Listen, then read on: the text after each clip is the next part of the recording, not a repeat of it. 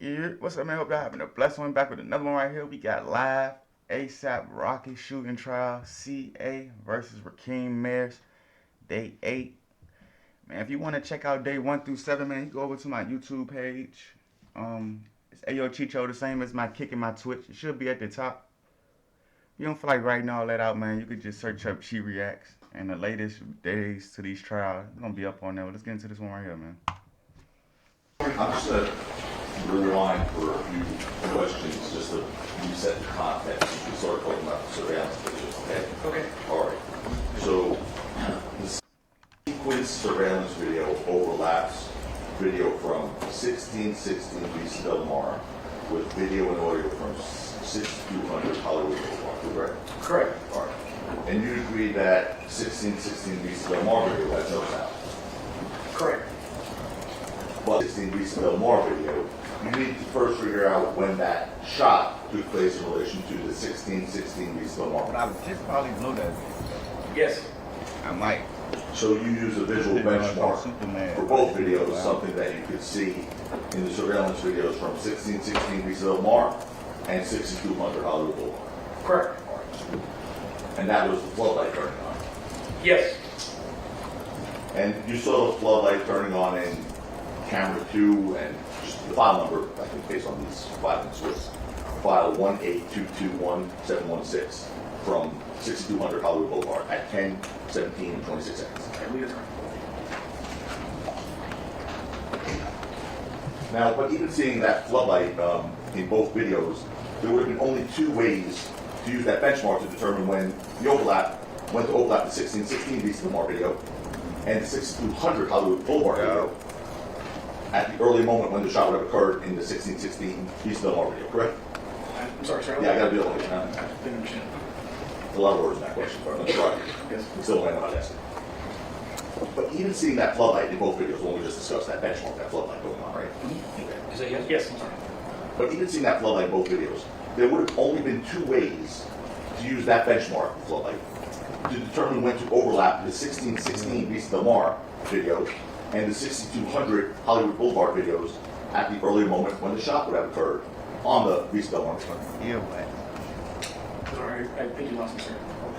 So the two videos, again, the benchmark for that was the floodlight. Correct. One of the benchmarks, yes. What did you use to determine when to overlap the 1616 Lisa Del Mar video and the 6200 Hollywood Boulevard video? Again, it was just the totality of the videos, looking at the sequence of the floodlight, the individuals on the video running from one point of the camera to the other, just kind of looking at it in sequence over and over. Everything seemed to coincide with the sound from the 6200 camera. Okay. Correct me if I'm wrong. I think there's 2 methods, and tell me if you use one of these 2. One would have been to rewind both videos simultaneously to the exact moment, right? Or let me rephrase that: to rewind both videos, 6200, 1616, simultaneously the exact amount, 30 seconds, for example, right? Would that be one way? That would be one way. I mean, anticipating that each individual camera system sometimes has its own time. It doesn't mean they're all automatically set at the first exact second or coincide with each other, but again, roughly looking at the light with the individual persons on those cameras, watching them in sequence. It's the best way I can explain it to you. Okay. And the other way would have been to determine how much actual time passed on the 6200 Hollywood Boulevard video between the floodlight and the shot heard, and then use that same actual amount of time to rewind the 1616 Lisa Del Mar video, right? Yes, roughly. Which of those 2 methodologies did you use? I think we explored every option, just to try to gauge the best possible, but I can't tell you which one I believe was more accurate than the other. Again, I just looked at the totality of all these things to see that they coincided. Well, my question really more is, which one did you use? How did you do it? I mean, I looked at both. But I think the one that stood out more to me was the light, the floodlight. I understand, but I'm saying, did you rewind both videos, the 6200 and the 1616, to the exact same amount? I don't recall whether we were running to the exact second, but to the point where it coincided with the sound. And so, yes, I mean, to answer your question directly, roughly yes, about the same time. Oh, bear with me one second.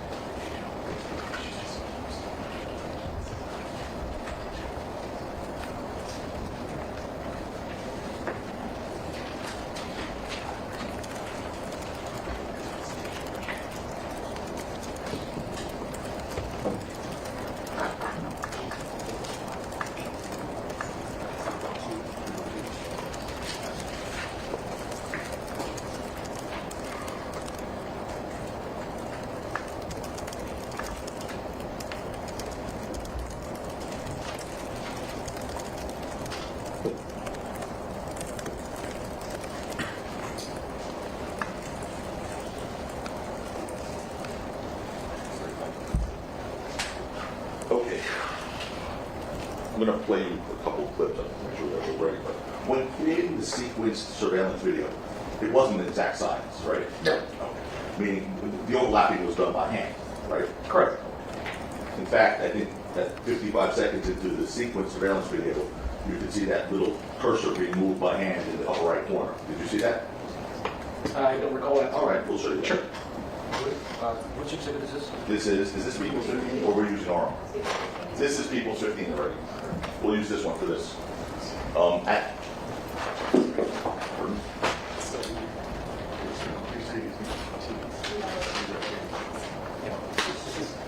Oh, this is the video.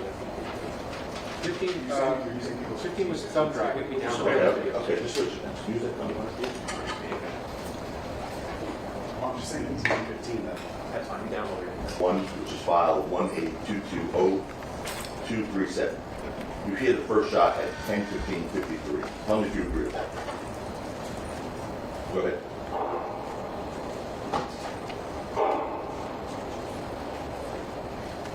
Okay. That's correct. Right, okay. That's it. So you heard the first shot on that camera at 10:15:53 seconds. Yes, sir. Okay. Now I'm going to play camera 2, which I'm going to identify again by file number, which is 18220214. And you hear the same first shot just over a minute later on this camera at 10:16:56 seconds. Tell me if you agree with that after listening.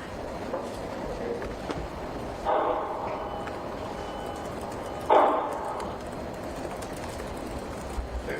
Yes, sir. Okay. So that was 10:16:56 seconds on that camera, which is over a minute later from the first camera. Correct. All right.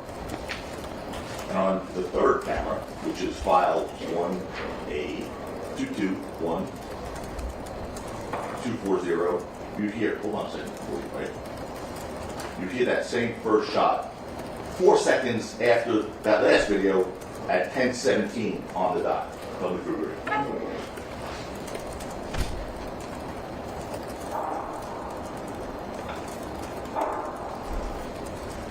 Yes, I do. Okay. So a reason that the times would be off from each other is because at least two of the clocks are running faster than the other. That could be a reason. Yes, independent systems. And a reason that a timestamp on a camera would be faster than actual time would be running faster than actual time. Yes, sir. Just like here in the courtroom. Good example. Just like here in the court. With that in mind, let's look at one more. So let's look at a video from camera 2 just before the flow light goes off. And now I think it's defensive we're going to show, right? DD. DD on.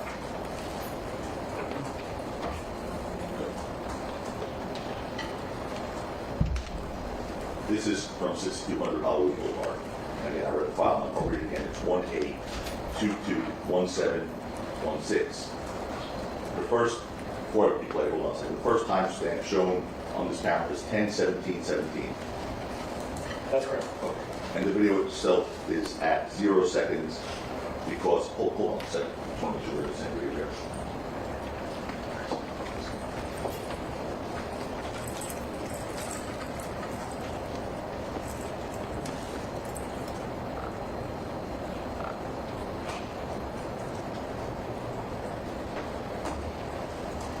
We do have, in fact, the same video. Okay.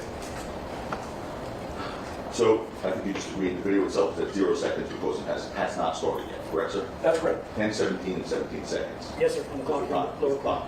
All right, let's play the video until the floodlight is on. 9 seconds later at 10:17:26. Go ahead, please.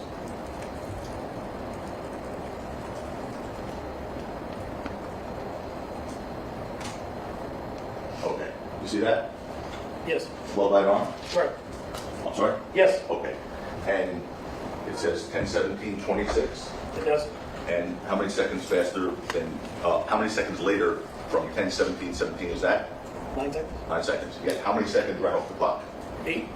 So that's something's wrong there, right? Yes, I mean, Okay. whether or not it would stop right at 8, 8 between 9, I don't know how to explain it. Well, okay. The clock's at, Chad. So it's 10:17:26 seconds, which is 9 seconds after 10:17:17 seconds. but the video only ran 8 seconds. You can see that, correct? And the floodlight isn't back on, right? That's correct. So this would indicate, at least here, that the video is about 1 second past here. Could be within 1 second, correct? Yeah. And given that, it's fair to say that the shot heard on 1616 East Del Mar should have been about a second later than shown in the sequence surveillance video, right? It's certainly not my area of expertise as far as the way sound travels and light travels and how they travel at different speeds, but that would be within my expertise. But that's correct. Okay, that's correct. Okay. You put this together, the sequence surveillance video, right? No. Who did? I believe it was somebody in the district attorney's office. Okay. Off of this stuff now. Just 2 more things, and we're done. Now you can.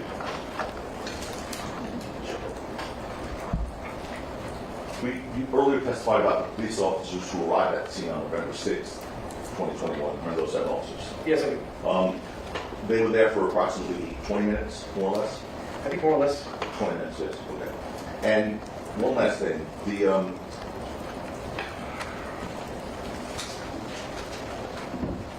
You submitted, I guess, in January of 2024,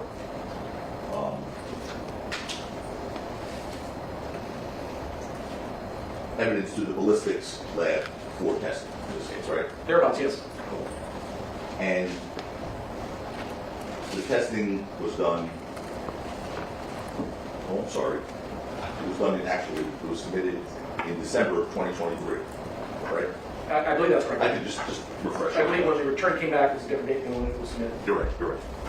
Just take a look, make sure. On the same page.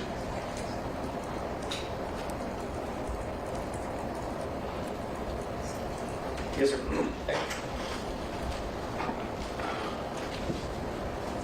So that report was, I guess, finalized in January 8th, 2024. That's correct. And that was given back to you, this report? Yes, it was submitted to myself and one of my partners. But yet, that report was not given to the district attorney until about 2 weeks ago, for the first time, correct? Yes, that's my understanding. Over a year since the report was given back to you or one of the parties. Correct, that's my understanding, yes, sir. I believe it had been given, but I could be in here. Correct. Well, obviously, the district attorney represented that they got it the first time 2 weeks ago. Correct. The DA, was the DA even informed of its existence, do you know? I'm sorry, what point? Yeah, at this point, it's going to be a 3-2 against state court staff. Okay, that's it. Okay, thank you for your time. Sir, motion to strike whatever answer was given. I don't know, was there an answer? I don't think you gave an answer. The question is stricken, and if there was an answer, that's stricken as well. So Mr. the last question, correct? The last question? Yes. Okay, thank you. Mr. Zolman, do you have anything? I do, Your Honor. Okay, go ahead.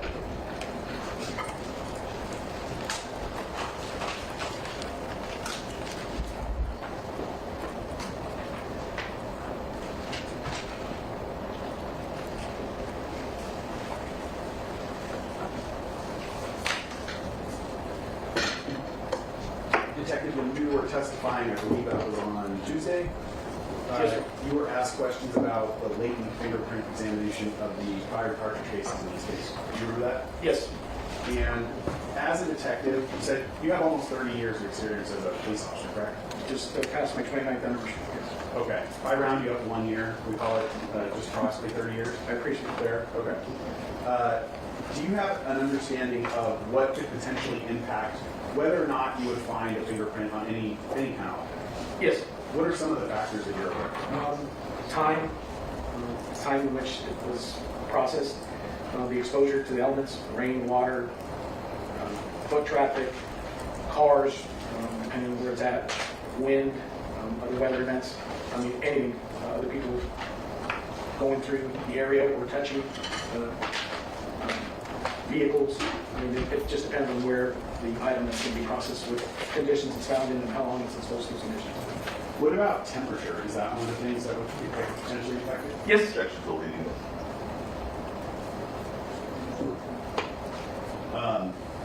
Would exposure of a fingerprint to something of high temperature potentially impact whether or not it's able to be located later? I think so. You also said that you've had extensive experience firing firearms, throughout your law enforcement career, correct? Yes. When a gun discharges a fired cartridge casing, when it first comes out of the gun, is it hot? Yes, on a semi-automatic specifically, when it ejects the cartridges, just from personal experience, I've had them land on me. When we go up to the police academy to shoot a qualify, we're on a line. So oftentimes the casings are ejected as the next person next to you is firing. So I've many times felt that the casing landed in my neck or in my collar and they're out. In your nearly 30 years of experience, 29 years of experience as a police officer, can you personally recall any cases of yours where fingerprints were developed from a fired cartridge case? None that I can think of. And you said you've worked on homicide cases, correct? Yes, sir. A fair number of those involve firearms. I think majority, yes. Can you give the jury any idea of how many cases you think you've handled over your career? I mean, between homicide cases or cases involving firearms, as the lead investigator or assisting in investigations, probably to date, I would say probably in excess of 2,000 cases I've assisted or led. You were asked similar questions about DNA evidence potentially on the fired cartridge case, correct? Yes. And based on your background and experience, do you have any idea of things that could impact whether or not DNA is present on an item? I mean, along the same lines as fingerprints, exposure to the elements, contamination, anything from human contamination, vehicle, wherever it's exposed to, weather. Could temperature also potentially impact it as well? Yes. In your almost 30 years experience as a police officer, can you personally recall any cases where DNA was developed on a fired cartridge case in later cases? Not that I can think of. After the cartridge cases are booked, in your experience as a police officer, can they be made available to the defense if the defense wants to conduct their own independent testing? Yes. In this case, could the defense have done their own DNA testing? Wow. On cross-examination, you were specifically asked if you observed any video of Mr. Efron returning to the crime scene the night of this incident. Was there any video in this case that you ever had possession of that was captured after 11:20 p.m., capturing specifically that intersection of Vista Del Mar and Selma? No. I want you to assume, for purposes of a hypothetical, that victim in a case returns to a crime scene at 11:45 p.m. Would the video that you recovered that only goes to 11:20, would that video have shown that person's presence at the scene? No, no.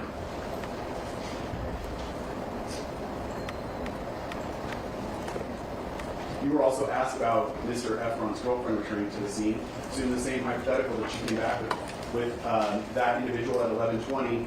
Would the video that you collected in this case, would it even show her? At 11:20? Sorry, if she returned with Mr. Efron at 11:45, the video that only goes up to 11:20 show her? No. Okay.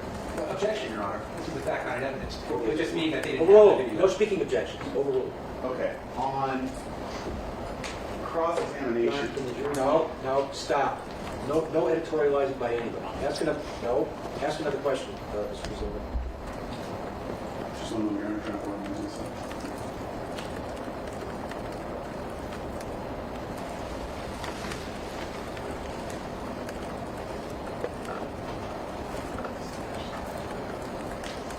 In cross-examination, Mr.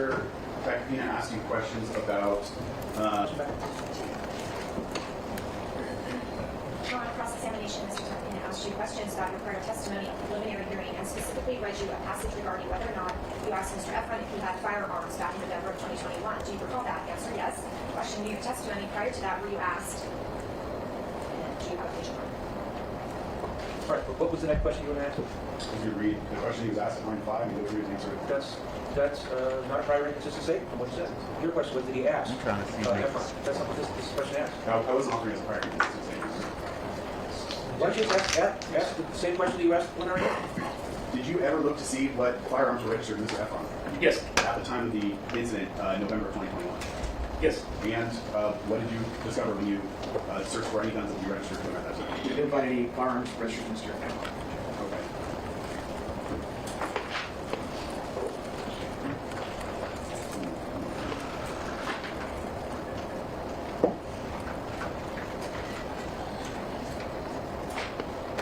Okay. In your nearly 30 years of experience in law enforcement, have you ever conducted an interview with a significant witness in a case and either not recorded your interview or not taken notes and not written a report?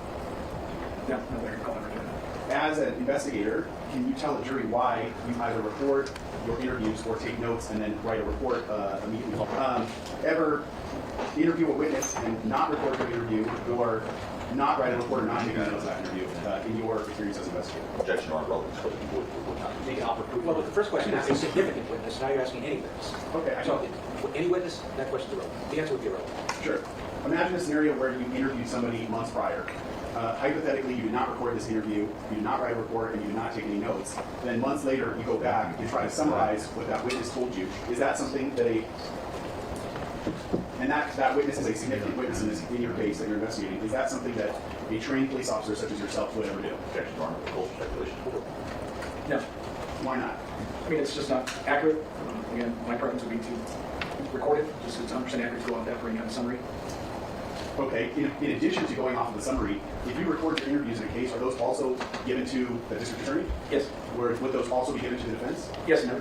Would anyone involved in the case then have the opportunity to hear verbatim what questions you asked and what the answers were that were given? Correct.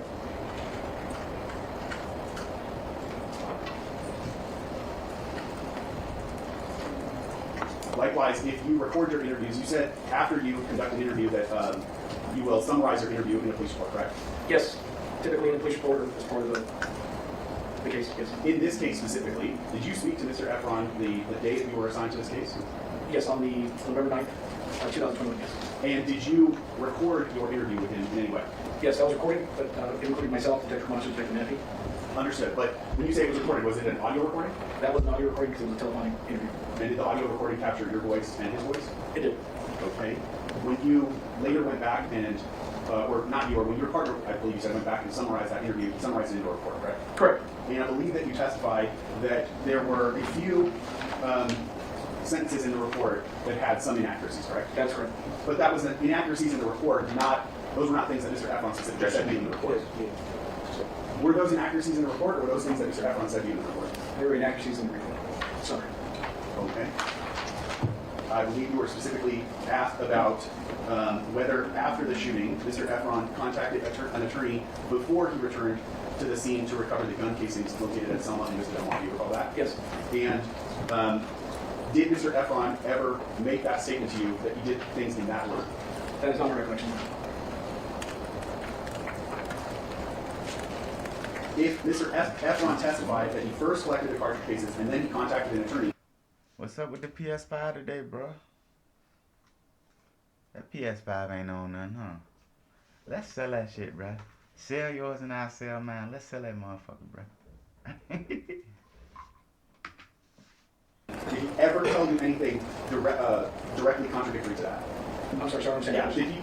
If Mr. Efron testified that he first went to the scene and collected the cartridge cases and he contacted an attorney at some point after that, did he ever say anything to you that was different? I probably gotta do this later. I ain't gonna lie. I probably gotta watch this one off stream later, man. I ain't even gonna lie to you, man. I don't know. Day 8 ain't day. What's this? Day 8? Yeah, day 8. Something wrong with it. Like, I'm not feeling day 8, bruh. Like, that's how the YSL trial was though. When the police took the stand, I hated it. Like, we stopped watching YSL trial after some point.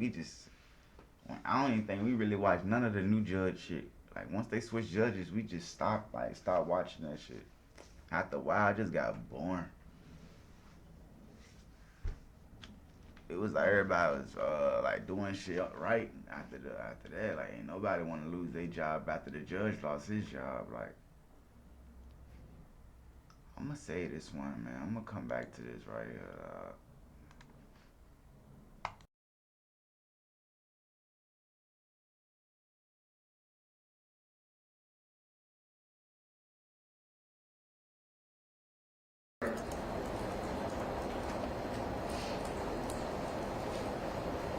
Has Mr. Efron ever identified anybody else other than Mr. Phillips, who we've been calling ASAP 12B, as the person with the knife outside of the parking lot?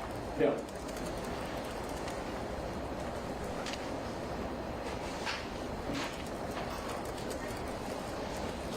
On cross-examination, a little bit on Tuesday and into today, I believe mostly on Tuesday, you were asked about whether you reviewed individual videos, and based upon those individual videos, you could tell certain characteristics about the gun. Do you recall that? Yes. When you review evidence to determine something like whether a gun is operable, if you have multiple videos, do you view those videos individually to make that determination, or do you view them collectively to make that determination? Collectively, obviously, look at them individually, look at them as a whole, and obviously try to put them in sequence with events collectively. Okay. And I believe you said when you reviewed the video from the parking structure, that individual video, you couldn't say it was an operable gun, correct? Correct. But when you review the video collectively, is it your belief that the gun that we see in the defendant's hand was operable? Objection leading. It is. When you view the videos collectively, what was your opinion regarding whether the gun was operational? That it was an operational firearm. How did you come to that determination? I mean, in the totality of the circumstances, the first view of the weapon, followed by the second view, the reaction to the incident as the four individuals in the distance in the camera were scrambling, as you can see that something's going on, in conjunction with the sounds of the shots heard from the other camera, and then the fluidity of everybody running through the cameras over to El Centro. That along the lines with the information provided by Mr. Efron, that was my opinion that it was an operable firearm and shots had been fired. Okay. When you reviewed the sequenced surveillance video, were you reviewing whether or not they were sequenced? What were you using to determine whether they were sequenced accurately? In totality, just the movements of the individuals in the cameras, again, along with pieces of lights, but a lot of it has to do just with the sequence of events, walking around from one side to the next, and just kind of following the individuals in the video, and obviously in conjunction with the sound. So it sounds more difficult than it is, but it's just kind of collectively putting it all together and watching it. Okay, from what you were just describing, it sounds like you were using audio and visual cues in the videos, correct? Yes. Did you specifically use the timestamps in order to determine if they were sequenced correctly? No, not exactly. Obviously, I understand from collecting a lot of videos, in a lot of cases, that individual surveillance cameras systems are all different, and they all can be off by seconds, hours, depending on how they're maintained and kept and updated. So again, a lot of it has to do with just kind of finding certain markers within whatever crime, whatever we're looking for at the time, to try to kind of establish what happened when you're dealing with more than one camera that captures different points of view from different areas. Okay, when you collect a video in your cases and you're checking the timestamps for accuracy, are you checking it down to the fraction of a second? I mean, it's captured, and we take that into account and try to determine how far off it may have been. Again, the other factors include that we can't control the maintenance of it, how it's been updated, when it's in service. But to the fraction of a second, that's what you're checking, or are you checking minutes, hours, things like that? Generally checking minutes, hours, and events captured that coincide with other markers that we do have, whether it's from another camera or a witness or something else that kind of puts us in that right time frame that we're looking for. As to the videos from the residents on Del Mar, the one that had the audio, counsel kept using the word rewind. Were those physical tapes that you or your partners collected, or was that digital video? The camera from 6200 residential is all digital. Were any of the surveillance cameras in this case captured on manual analog tape, or were they all digital recording? Not all have been computer digital. Okay.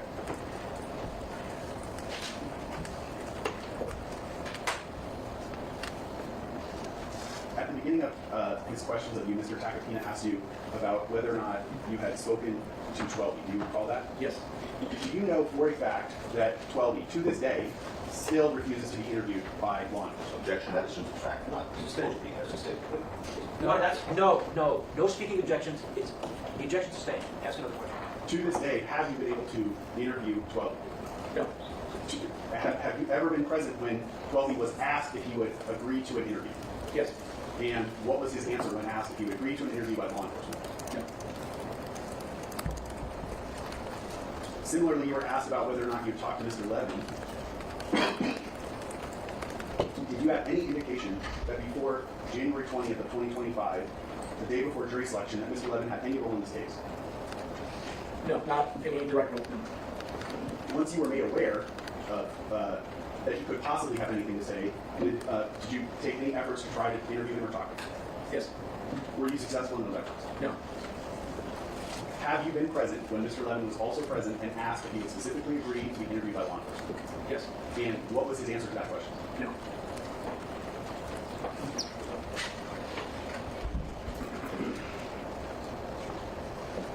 As to both 12B and Mr. Levin, did those questions as to whether or not they would agree to an interview with law enforcement, did those occur in this courtroom? Yes. Did you or your partners attempt to speak to Mr. Mayer to the event? Yes. And were you or your partners successful in that effort? No. All right, Your Honor. Thank you. That's just briefly.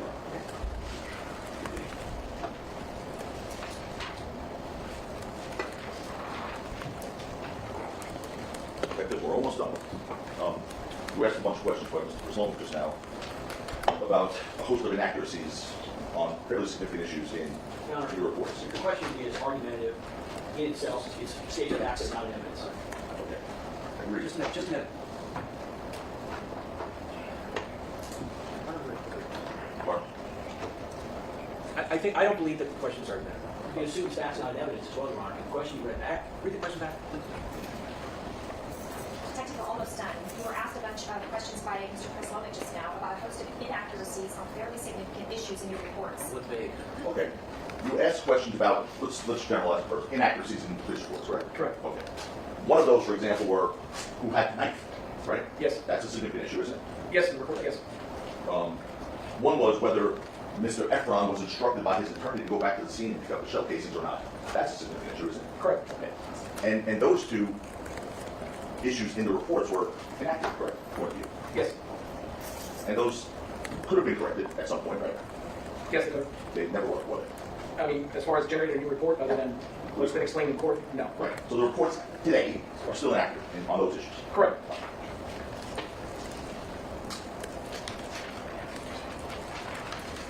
You were asked about one other thing. Let's start with this.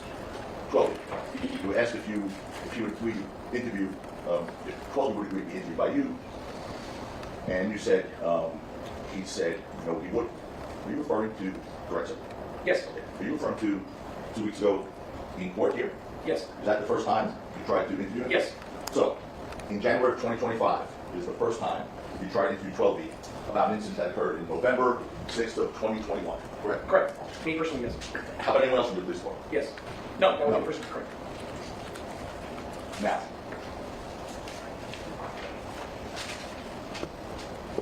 you were then asked questions about whether the firearm was operational. Remember those questions just now? Yes, sir. You testified already on cross-examination that the video from the garage, because you can't indicate if that's an operational firearm or not, correct? Correct. You testified on Tuesday that the video from 1616 Vista Del Mar, that from that video you said that video alone there's no evidence of a shooting, correct? That video alone, no. Correct. But then you said the totality of the circumstances lead you to believe that the firearm was operational. Remember just now? Yes, sir. Okay. And the totality of the circumstances relative to testimony. The physical evidence, the video, collectively, yes. Well, the video, you just said both videos don't add to the fact that it's operational or not. Collectively, as a whole, not the two that you decided, but in the entirety, all the videos involved, yes. Well, which video shows you the firearm was operational? Which video? Sir, as you put it together with the sound, with the sequence of events, along with the physical evidence and the statement from Mr. Efron, that is just my opinion that it is operational, and that's why I believe it. Well, take out Mr. Efron for 1 second, because he's the one who covered the shell casings, right? Yes. And he's the one who gives you the narrative on that video that you can't tell what happened, the 1616. Correct. I mean, he provides narrative of the sequence of events, the initial encounter of the gun that was displayed to him, what he believed to be a gun. All right. Whether it's operational or not at that point, I can't tell you. But the sequence of events as they evolved to Selma and Vista Del Mar, the cameras there, the incident that took place as far as what I can describe as a scramble during some, obviously, the events that occurred there, that Mr. Efron described as being shot at, was consistent in conjunction with the audio from the cameras. Again, this is just what I'm looking at when I'm trying to rationalize and give my opinion as to why I believe it is. The gun that was fired. I'm sorry, you done? Yes, sir. Take Mr. Relly on Mr. Relly. Mr. Efron out of the equation for a second. Okay. Take him out of the equation. You don't have Mr. Efron. And therefore, the shell cases that he remembered, which we talked about, the issues with that on Tuesday. Without Mr. Efron and his narrative or version of events, with those two videos that you said independently cannot tell if it's an operable firearm. In the second video, you said you can't see if there is a firearm. It's an improper hypothetical which relies on evidence. The answer there was more evidence. Objections. You want to use that to respond? No. Okay, okay. Taking something out of the equation and makes the hypothetical irrelevant. So ask another question. Is your conclusion based on the fact that Relly's narrative is truthful? It is consistent up to the point that what he describes occurred, based on what I've been able to see in connection with the physical evidence that has been provided. So let me break it down this way. Video 1 alone, you don't know if the gun is operable. Correct. Video 2, that's 16 pieces of armor. So what? You don't even know if there's a gun based on the video. Specifically, just looking at that, not looking at anything else, no. Right. You then hear sounds that appear to be a gunshot, right? Correct. Aside from a gun, what else do you make those sounds? Not with a gun, I should say. The sound that I heard off that camera, I mean, a firearm, some kind of replica firearm potentially, but distinct sound of the firearm, again, my belief it was a firearm. Right. Thank you. Mr. Solomon, anything? Would you agree that you don't need Mr. Efron's truthful testimony in order to determine that a shooting occurred at that location? Check that. The question was asked. It's a different question. He's asking a different question. Can I get a question in your hand, please? Yeah, sure. Would you agree you don't need Mr. Efron's truthful testimony in order to determine that a shooting occurred at that location? Right, so taking out the equation. That's number one. Two, it's leading. The leading is for me. Yeah, the court's ruling, we're getting more speaking objections. Stating my words. Those are not legal grounds for speech. Leading is Read the question again. Would you agree you don't need Mr. Efron's truthful testimony in order to determine that a shooting occurred at that location? It would be a proper question if the question ended with occurred. But when you say at that location, then I believe that calls for speculation. Would you agree that you don't need Mr. Efron's truthful testimony to establish a shooting occurred? Yes. I do not. So, without Mr. Efron's truthful testimony, what leads you to believe a shooting without Mr. Efron's truthful testimony? So I guess it's now out of the equation. What would lead you to believe a shooting occurred? Again, just looking at the video, the first incident where guns displayed, he obviously follows through with a scramble, you can best describe. That's not. Yes, sir. You need to answer questions. Ask the question. You ask the question. What question? Okay, so. So again, it just comes down to, sir, is looking at everything in combination, even without Mr. Efron's statement. If I were an investigating officer just responding to investigate a shooting scene where maybe there was some evidence found and establishing what had occurred without a potential witness, would be obviously look at the same video, listen to the same sound of gunfire. Again, it's just factors that would be known at the time. But it would still lead me to believe that there had been some actual shooting, short of a recording witness being present. I would still believe that. Okay. So you first cited the fact that guns, and you said, he said, no, he wouldn't. Were you referring to, correct, sir? Yes. Are you referring to 2 weeks ago in court here? Yes. Is that the first time you tried to interview him? Yes. So, in January of 2025 is the first time you tried to interview 12B about an incident that occurred in November 6th of 2021, correct? Correct. Me personally, yes. How about anyone else from the police department? Yes. No, that would No. be personally correct. Now,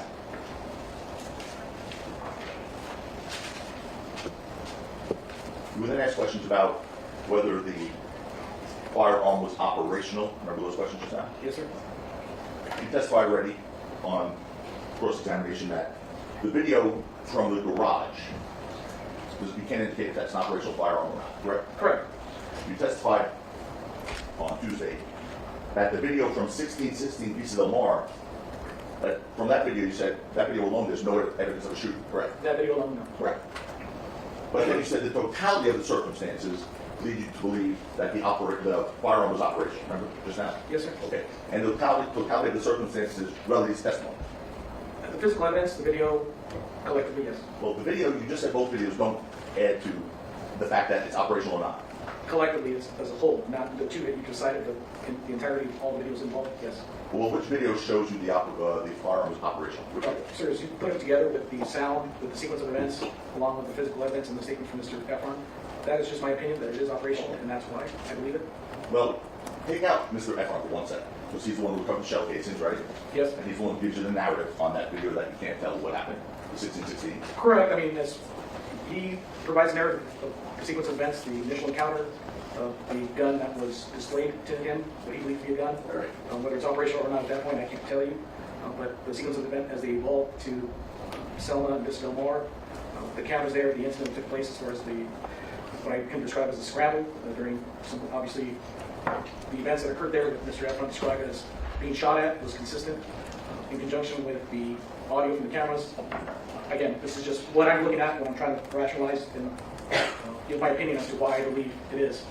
The gun that was fired. I'm sorry, done? Yes, sir. Take Mr. Relly and Mr. Efron out of the equation for a second. Okay. Take him out of the equation. You don't have Mr. Efron. And therefore, the shell cases that he remembers, which we talked about, the issues with that on Tuesday. Without Mr. Efron and his narrative or version of events, with those two videos that you said independently, you did not tell us not a firearm, and the second video you said you can't see there is a firearm. It's an improper hypothetical which relies on evidence. The answer would be irrelevant. Yours evidence. Objection sustained. You want to use that to respond? No. Okay, okay. Taking something out of the equation then makes the hypothetical irrelevant. So ask another question. Is your conclusion based on the fact that Relly's narrative is truthful? It is consistent up to the point that what he describes occurred based on what I've been able to see in connection with the physical evidence that has been provided. So let me break it down this way. Video 1 alone, you don't know if the gun's operable. Correct. Video 2, that's 1660 pieces of more or so what? You don't even know if there's a gun based on the video. Specifically, just looking at that, not looking at anything else, no. Right. You then hear sounds that appear to be a gunshot, right? Correct. Aside from a gun, what else could make those sounds? An operable gun, I should say. The sound that I heard off that camera,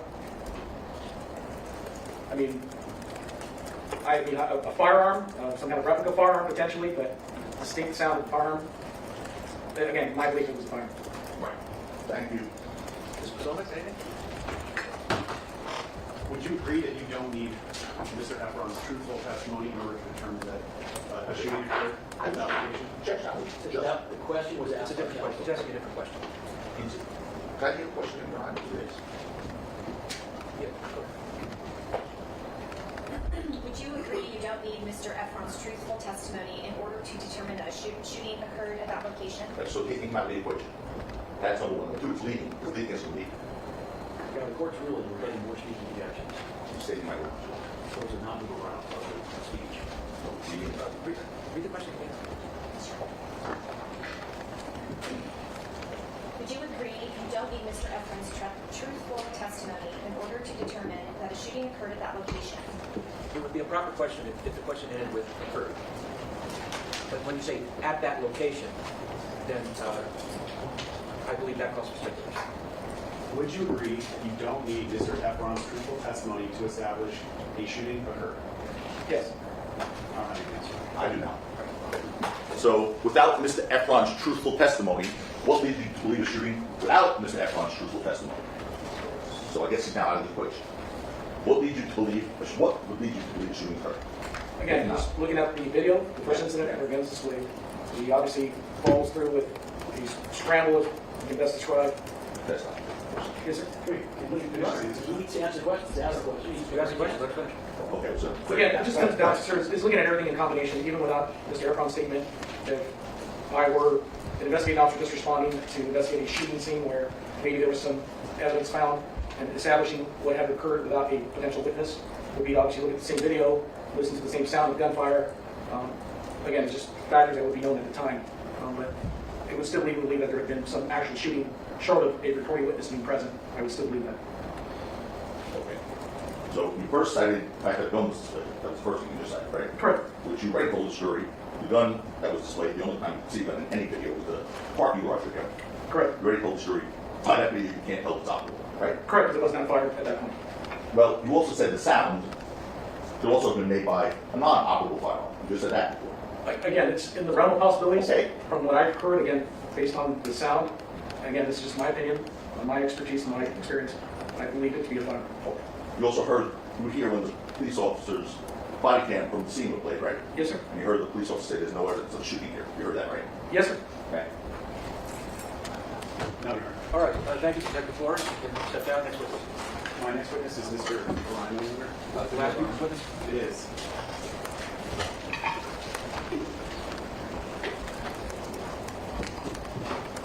Give me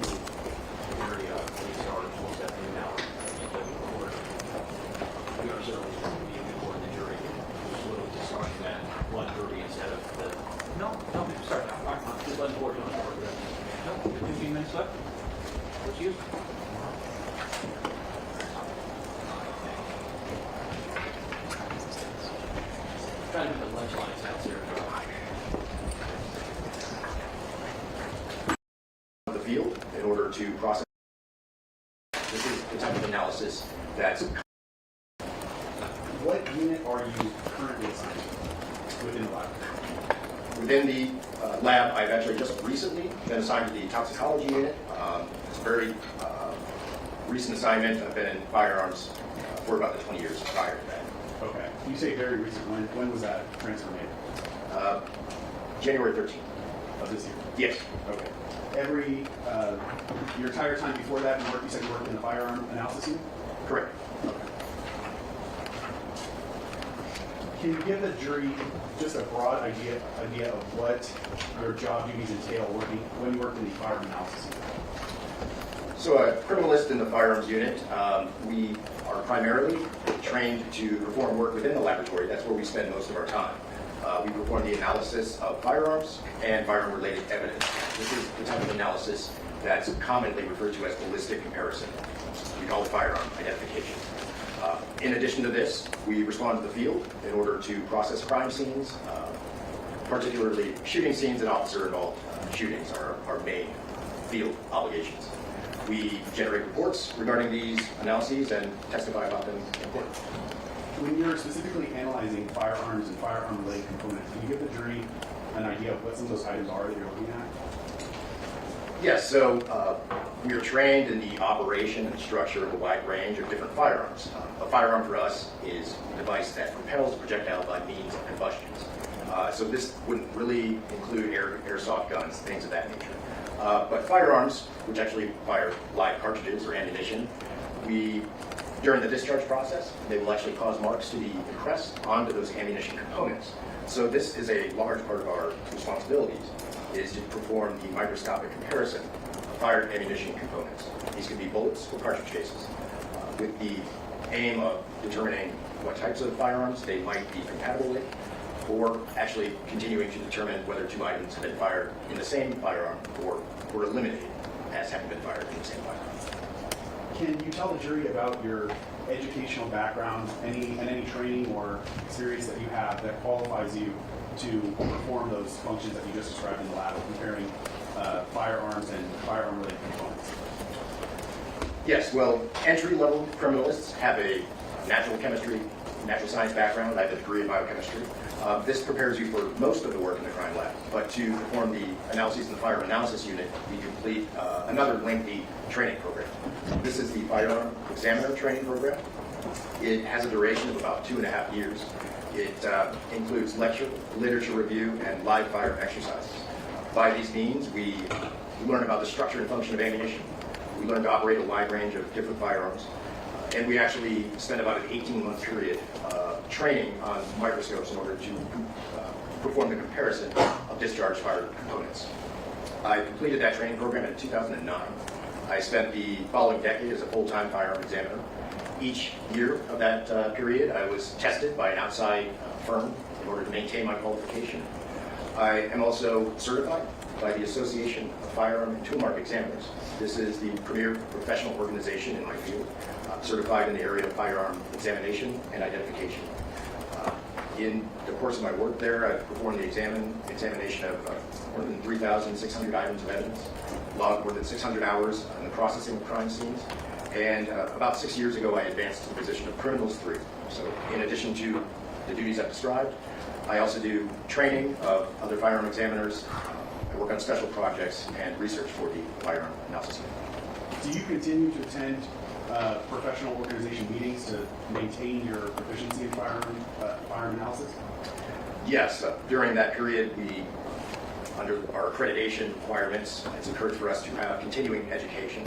So I've completed, I believe, about 575 hours of additional coursework outside of the actual department. This includes workshops and training from some of the leading professionals in my industry, as well as certain agencies such as the California Criminalistics Institute, which is operated by the California Department of Justice. You mentioned that you were tested by an outside of LAD, right? Yes. Are those commonly called proficiency tests? Yes. And are they required to maintain your accreditation? Yes, the lab is accredited, and requirements for that, we must participate in proficiency testing by approved vendors outside of our actual agency. And are those tests graded? Those proficiency tests? Yes, they're evaluated. And have you successfully completed them? Yes. Approximately how many times do you think you've testified in court about firearm and tool mark identification? I'd say over 60 times. I testified around 75 times in total, but that includes testifying about field work as well. Okay. In a general sense, what was the, let's start with, you were assigned as a criminalist in this case, correct? Yes. And what was the task that you were assigned to complete specifically related to this case? I was tasked with the analysis of 2 ammunition components. These are cartridge cases, discharged cartridge cases, or a type of examination that we call type and caliber determination. Your Honor, I'm going to move into a different area. Do you want me to start that? Well, Or? it's close enough. We'll break that. Sure. We put it on time for a second before we go through what's going to happen. That they didn't have. It's not just a speaking objection. The court's basically sustaining the objection, and what it is. No, I said overruled. Whether it's All right, so what is it that you want? You are focusing on minutia. Judge, what I want is I want the unethical conduct to stop. Oh, stop. Both of you knock it off. Talking about from day one, Judge. I mean, that's you Knock said it we're off. speaking. Enough. Stop, Mr. Lewis. What are we going to do, Judge? The objection was overruled. You're focusing on minutia. You mean a speaking objection where you're working out something for the jury? to hear? What do you want me to do? Tell me what you want me to do. Judge, you've instructed repeatedly that there's a difference between a speaking objection when you're trying to even communicate a legal reason. That's not even a legal reason. That's basically shouting out a fact to the jury. It is, Your Honor, we've had in this case time after time after time, and what happens is, unfortunately, the conduct doesn't result in any inconsequence. So, Your Honor, again, what I asked at the time was, I just wanted the court to, when the comment was made, I wanted the court to say to the jury, that comment should not be made and you're disregarded. No, I'm not going to do that. I'm not going to do it. All right. Both sides have been making speaking objections. Judge, we have not one time in this case, both sides at points have made speaking objections where they've tried to clarify a point of law or say, here's why question. We have not one time made a comment like that regarding evidence. And we're not in a vacuum, as the court is aware from conversations that have been had. I'm not making this point in a vacuum. The court knows exactly what I'm talking about, and so does the defense. And Your Honor, there's a point where we just had it. It's not right. The jury's going to be told that a question by an attorney is not relevant. It only applies meaning to the answer. There was no answer to the question. This is minutia. This doesn't amount to anything. I don't want to take any more time about this. The jury is waiting outside. The jury can come in.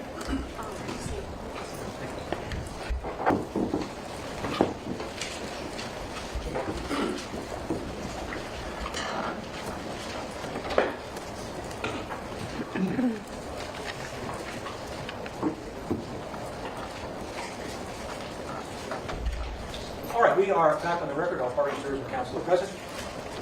Mr. Rakim is on the stand, and Mr. Sloan. Thank you. So when we broke, right before we broke for lunch, you told the jurors about your background and education and training in this area.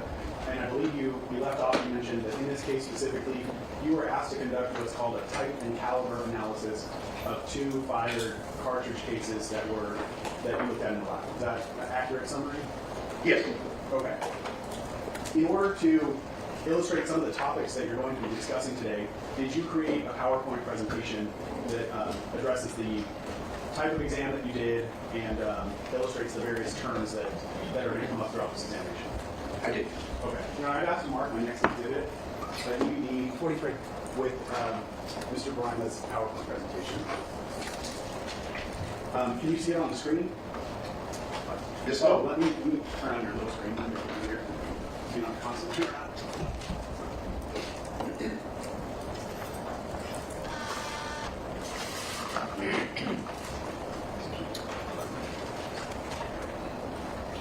Good.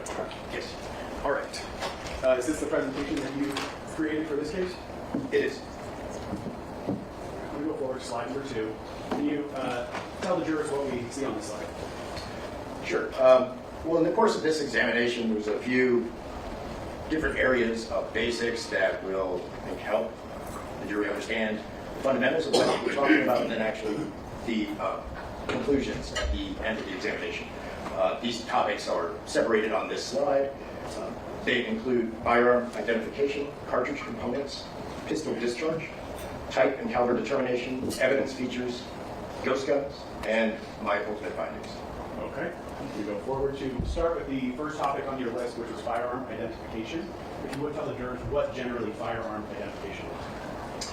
Yes, so within forensic science, there is a large discipline called tool mark identification. So this is simply the practice of looking at marks that are caused when a harder object impacts a softer object. Sometimes those marks can actually give us information about the objects involved. Firearm identification, what most people would call ballistic comparison, is really a subset of tool mark comparison, in which that tool is actually a firearm. You talked about different types of tool marks. Can you discuss that just a little bit more for the jury? What it is that you're looking at when you do a tool mark identification examination? Yes. Well, the tool is simply the harder of the two objects in forcible contact. The reason we use that word is because this is often performed using hand tools like chisels or bolt cutters. If they're used in many different types of incidents, property crimes and such, they can leave marks on items that they've come into contact with.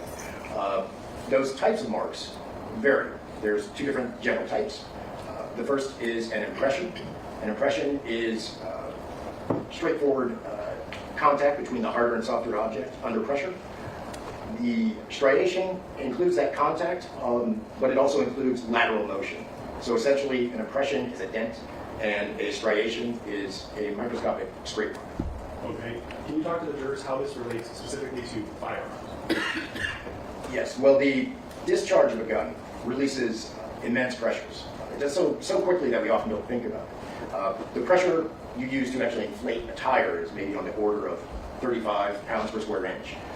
A 9mm Luger cartridge, when it discharges, releases pressures around 35,000 pounds per square inch, or PSI. These are just immense pressures, and they slam ammunition components into the gun. And that's the forcible contact that we're talking about during a firearm identification tool mark generation. You talked about fire ammunition components. Would a cartridge case be, or a cartridge be, one of those ammunition components? Yes, a cartridge case is part of a live round of ammunition or a cartridge. That's one of the types of components that we examine. Okay. If you would, I want to talk in more detail about the cartridge specifically and its components. Go on to the next slide. Would you explain to the jury the cartridge? Yes. So a lot of times people will say to fire a gun, you load it with bullets. That's not exactly true. What you need is a round of ammunition, also known as a cartridge. The top left image there, you see an actual photograph of a few cartridges. And in the larger portion of this diagram, there's a simplistic diagram of one round of ammunition. It has a few different parts. The first part is that cartridge case. It's a brass cup that essentially holds all the other components together. Jammed into the mouth of that cartridge case is the bullet. This is the actual projectile that's going to travel from the gun towards the target. Within the cartridge, you'll see some grayish material. This is the propellant, or gunpowder. And at the very rear of the cartridge is the primer. This is a small metal cup. It contains some shock-sensitive explosive.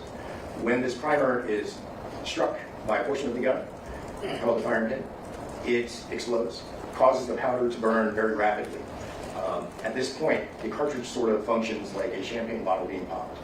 The bullet is going to leave the cartridge like the cork from a champagne bottle. The cartridge case, that brass cup, is going to remain in the firearm at least for a period of time. Okay. Moving on to the next slide. Can you explain to the jurors the different parts that we see here in slide number 10? Yes, slide 11. Sorry, my apologies. No problem. It essentially is just showing you another depiction of what we just spoke about. So here we have two live cartridges on the outside of this photograph. Each of those is ready to actually be loaded and fired. Just inward from those, you'll see two cartridges of the same types, which I've actually pulled apart. So here you can see at the bottom, there is the cartridge case, that gold-colored round item with the writing on it that's facing us. The primer is in the center of that. The grayish or black powdered material there is the propellant that's actually going to give the discharge its pressure. And at the very top of the center of the photo are two different bullets. These are typically going to be copper wrapped around a heavy lead core, and that's the projectile that travels through the barrel towards the target. Okay, now let me understand the components of the cartridge. I want you to explain to the jurors the discharge process, if you would. Let me get to the next slide. Can you describe for the jurors what we see here? Right, so here we have a simplified diagram of a cartridge that's positioned within a semi-automatic pistol so that it can be fired. The cartridge is located in essentially a tube called the barrel. It holds that cartridge and it will guide the barrel bullet as it exits the gun towards the target. This cartridge is in the unfired state and it's ready to discharge. And you said this illustration specifically is of a semi-automatic handgun, correct? Correct. All right, I'm going to click it, and it will show us sort of the actions or what's happening within the gun at the time the trigger is pulled and the cartridge is fired, correct? Correct. Okay. Can you describe for the jurors what the action was or what we saw in the motion on that animation? Yes, so the first cartridge has discharged. The propellant burned and the bullet went down the barrel towards the right side of the image. At that same time, that pressure is actually going to be harnessed by the mechanism within the gun. It will cause the top of the gun, it's called the slide, to recoil, to move to the rear. This is going to use some of that energy from the first cartridge that's fired in order to prepare the gun to be fired again by a second pull of the trigger.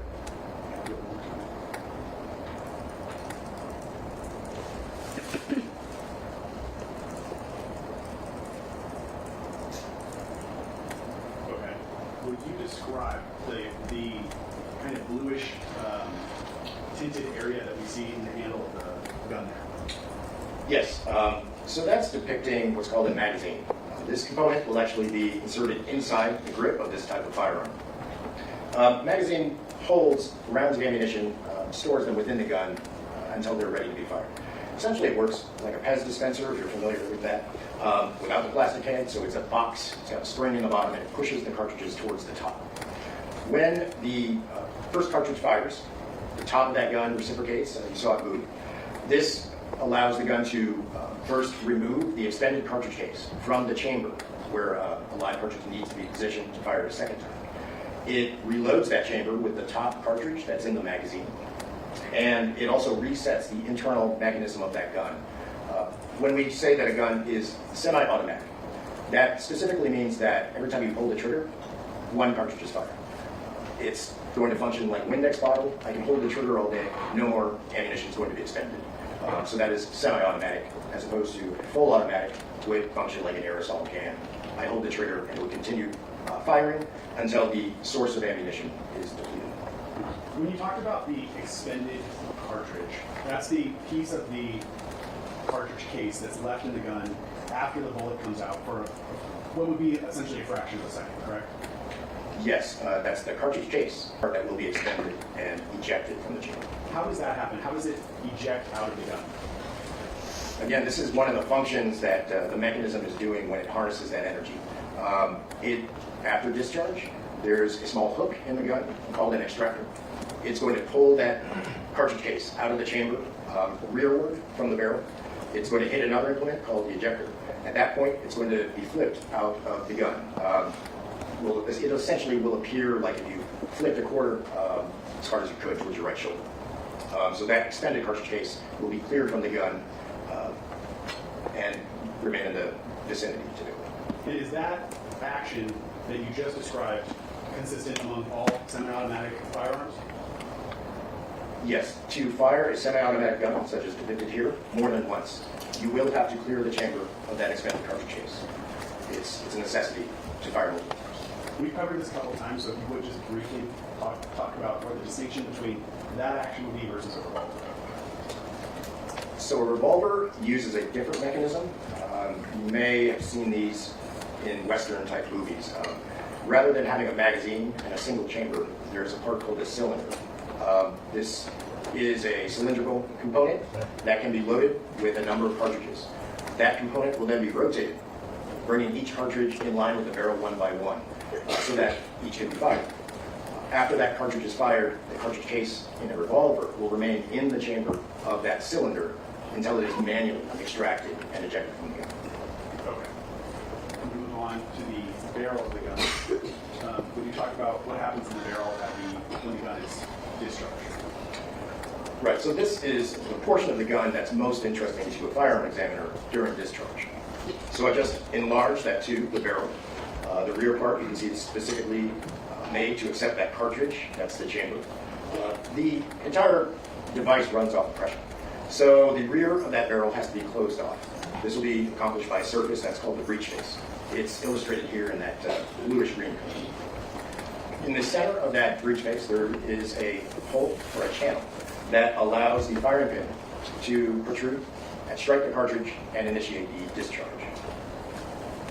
Now, specifically with the examination you did in this case, would you agree that a lot of the information that you were looking at comes from that area around where the breech face, the aperture, and the firing pin are? Yes, a great deal of the information for cartridge cases in general, and in this examination in particular, will come from that portion of the firearm. Because it's important to this examination, would you just highlight with the pointer exactly where those three different features are? The breech face, the aperture, and the firing pin? Sure. So the breech face is going to be the forward surface of this blue block that's simplified for the purposes of the diagram. You'll see this channel that's meant to depict an opening in this solid breech face. The very opening forward portion of that channel is called the firing pin aperture. It's just the name we use for that hole, the opening. And depicted in orange, this simple cylindrical implement is the firing pin that will be propelled forward, strike the primer, and initiate discharge. You said in your examination in this case, you looked at two of those fired cartridge cases, those brass cups, as you talked about, correct? Correct. You did not specifically evaluate any actual guns in your examination in this case, correct? Correct. So how is it that you were able to see any of the information that would come from the gun, meaning the breech face, the firing pin, or the aperture, if you didn't have a gun and all you had was that brass piece that was ejected from the gun? Right, so again, this is an effect of those immense pressures and forces that are involved in discharge. Someone about my size stepped on a soda can. I'm exerting, I believe it's about 5 pounds per square inch. You can imagine that surface of the street could then cause dents into that soda can. Here we're talking about pressures in the order of 35,000 pounds per square inch. These are acting on surfaces of the cartridge case, which are not much harder or much different than you might find in the soda can. This allows just huge amounts of information to be imprinted into the material of the cartridge case, allowing type caliber determinations to occur, giving it a job. Okay. Look forward to the actual discharge process. Can you describe what we see on slide 19? Sure, so it is depicted that firing pin coming forward, slamming into the primer, initiating discharge. Once that bullet has moved to the end of the tip of my finger, it is moving at the speed of a commercial jet, and it's rotating now at maybe 60,000 to 80,000 rotations per minute. So a great deal of energy has been released. The bullet's on its way out of the gun through the barrel, and pressure is slamming that cartridge case into the surfaces of the gun. This allows that firing pin to leave an impression. The firing pin aperture itself can be impressed into that primer with such a force that we can see the actual imprint, and also breech face markings. The small imperfections of that breech face can actually be impressed into the surface of the cartridge case, just as you would impress a fingerprint into a lump of clay. Okay. This is an illustration that you have on in slide 19, correct? Yes. Did you put actual examples of these different components, the breech face, the apertures, in your presentation? There are, yes, some exemplars. There's only one, I believe, that's related to this case. These images, such as the firearm you're seeing, are unrelated examples. Okay. What specifically are you showing here in slide number 21? So what you just saw was a gun that's slowly been disassembled to show you the internal parts that are going to be in contact with the cartridge during discharge. We're looking at the left side of the image. We're looking rearward at that breech face. This is the surface that will close off the back door of that barrel, the tube behind that live cartridge. The area main area is tinted blue there. That is the breech face surface. You look towards the center, you'll see a dotted line. Just added that dotted line around that opening. That opening is the actual firing pin aperture. And within the opening, you'll see an orangish sort of elongated implement. That's the firing pin. On the right side of that diagram, you'll see an illustration of the types of marks that we'll talk about. The blue area, that circular area, is the primer. It's a soft metal where that explosion happens on the other side of it. Marks from the breech face can come over. You'll see that dotted line outlining the firing pin aperture, and an actual impression into the material from the firing pin striking and causing discharge. Okay, you said the illustration or the animation of the gun slowly being taken apart. I'm going to just go back so we can follow what you were showing. It goes by a little quickly, so I'm going to play it again. Sure, so the top is a slide and barrel. Now I've taken the slide and the barrel apart.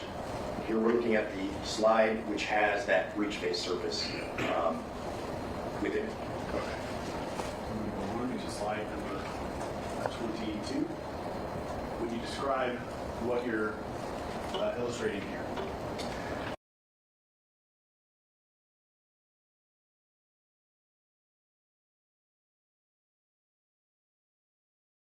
So a typical firearm identification task will often include what we call an actual microscopic comparison. I'll use an instrument to look at the tool marks on two items such as cartridge cases with the aim of trying to determine if they've been fired by the same particular source. You could come to an opinion that they were fired by the same gun, or an opinion that they were not fired by the same gun, meaning they've been eliminated. That information is typically most useful when there is a gun in evidence. So here we just sort of depicted that there's a firearm. Test fires from that firearm can be compared to the two evidence cartridge cases connected with the dotted lines down there. The cartridge cases depicted in different colors are sort of just indicating that sometimes the features of those actual marks will be sort of an apples and oranges situation. And we can tell, even without looking at the microscopic markings, that they were fired from different guns. You said what's displayed up here would be an identification that you could make if you had a gun to actually compare the fired cartridge cases to, correct? That's when it's most useful? Yes. If you hypothetically had received a gun in this case to compare to the two fired cartridge cases, could you determine scientifically if that particular gun that was provided to you was the one that fired these cartridge cases? I could perform a side-by-side microscopic comparison on a comparison microscope. If the marks are of sufficient quality, it may allow me to come to the opinion that, yes, the reason for the agreement of those marks is I'm of the opinion that they were fired in the same gun. Conversely, it could lead us to the opinion that they were not fired in the same gun. That was my next question, was if you were provided, hypothetically, if you were provided a gun to compare to two fired cartridge cases, you could also definitively say, looking at these individual marks, that that gun was not used to fire those cartridge cases. Is that what you're saying? Is that correct? Yes. There's identification, same gun. Elimination, they were not fired in the same gun. If there's any deficiencies with the items, we can just say inconclusive, meaning I can't give you any definitive opinion. Okay. And that's if you have a gun. But if you don't have a gun, what are you looking at? In a case like this, or what you would call a no-gun case? Right, so you can perform that comparison with two cartridge cases collected in the same area. But again, it does not tend to give you much additional information. What we will tend to do, if you just had two items collected at a crime scene, for instance, is perform what's called a type and caliber determination. So here we would be trying to characterize or describe types of guns which we know to produce marks, such as those that we see on the evidence. Okay. Which gets into the analysis that you did the type and caliber analysis, correct? Correct. These types of analysis. Right, so this is basically reiterating what I just discussed. So type and caliber, we're leaning towards trying to determine two different groups of information. First, the caliber, the specific type of ammunition, the size of ammunition that the unknown gun is intended to fire. And then we will actually look at the marks on the exhibit to see if we can begin to list some brands of firearms which we know to produce similar marks. Okay, when you're looking at fired cartridge cases, is it difficult to determine what the caliber is? Cartridge case is not, it is not so difficult. They have a portion on the rear of the cartridge case surrounding that primer that typically has what we call a head stamp, meaning that the manufacturer has stamped in usually some identifying information about who made the cartridge, and also the caliber of firearm it's intended to be used with. Okay. Moving on, can you describe the illustration you have here in slide 27? Right, so this is just to get a sense of that type of caliber examination. Imagine that you have a clean kitchen floor and 30 seconds later you have a muddy footprint right in the middle of it. Something we're just instinctively going to do is look at the basic size of that footprint. At this point, we're probably going to narrow it down to some of your family members as opposed to others. You could look closer into that footprint, and if you see a particular design that is typical of a particular brand of shoe, this can further narrow sort of your list of suspects in your household. Type and caliber determination is essentially you're just doing that same process, but we're doing it using ammunition components, which is a little bit of a different exercise. Okay. Just following your illustration of the muddy shoe print, are you saying that if you were to look at a muddy shoe print on the floor and see that it was a smaller size, you may eliminate that, oh, it was an adult that contributed to this footprint because it's too small to be an adult shoe, something like that? Correct. All right. And then if you have multiple children in your household, are you saying you could look at the pattern of the muddy footprint and say if my son wears Converse but my daughter wears Reeboks, that you could eliminate one just based on the pattern that you see in the mud? Right, and you're using patterns that are common to other Converse shoes out there. You aren't linking it to one particular shoe, but you're able to sort out this list of limited suspects. So if you have 3 kids and 2 of them were Converse and 1 of them were Reeboks, you could eliminate the Reebok, but you wouldn't be able to distinguish between the 2 Converse. Is that kind of what you're saying? Right, you've narrowed it to 2 potential culprits and eliminated one. Okay. Let's go on to talking about caliber with cartridges. Okay, so caliber is another term that people pick up from movies and TV, but it has a specific meaning. So if you were to pick up a flashlight in one aisle of a store and a battery in another aisle, you're going to select the proper compatible items based on that size system. For instance, you're going to pick a AA battery. It allows you to match up the right battery with the right flashlight. Caliber is a similar system for ammunition. It's a matchmaking system that allows us to put the right ammunition into the right type of firearm. So saying a gun is of a particular caliber is like saying a battery is of a AA size. Okay. Going on, are there common calibers that you see in your laboratory? Yes, there are hundreds in existence, but most of the work that we actually see day to day will come from a relatively small grouping, maybe 20 to 2 dozen different calibers that are commonly encountered in a crime. Okay. Talk about caliber, and then talk about type. What do you mean when you say type in a type and caliber analysis? Right, so it's kind of a vague term, but what we mean by type is that even when we're looking at these marks, even very simple implements like that firing pin are very carefully designed. That specific design may be common to a group of firearms. So by examining the imprint of particular features, we can begin to associate a mark with a group of firearm brands which we know to produce similar implements.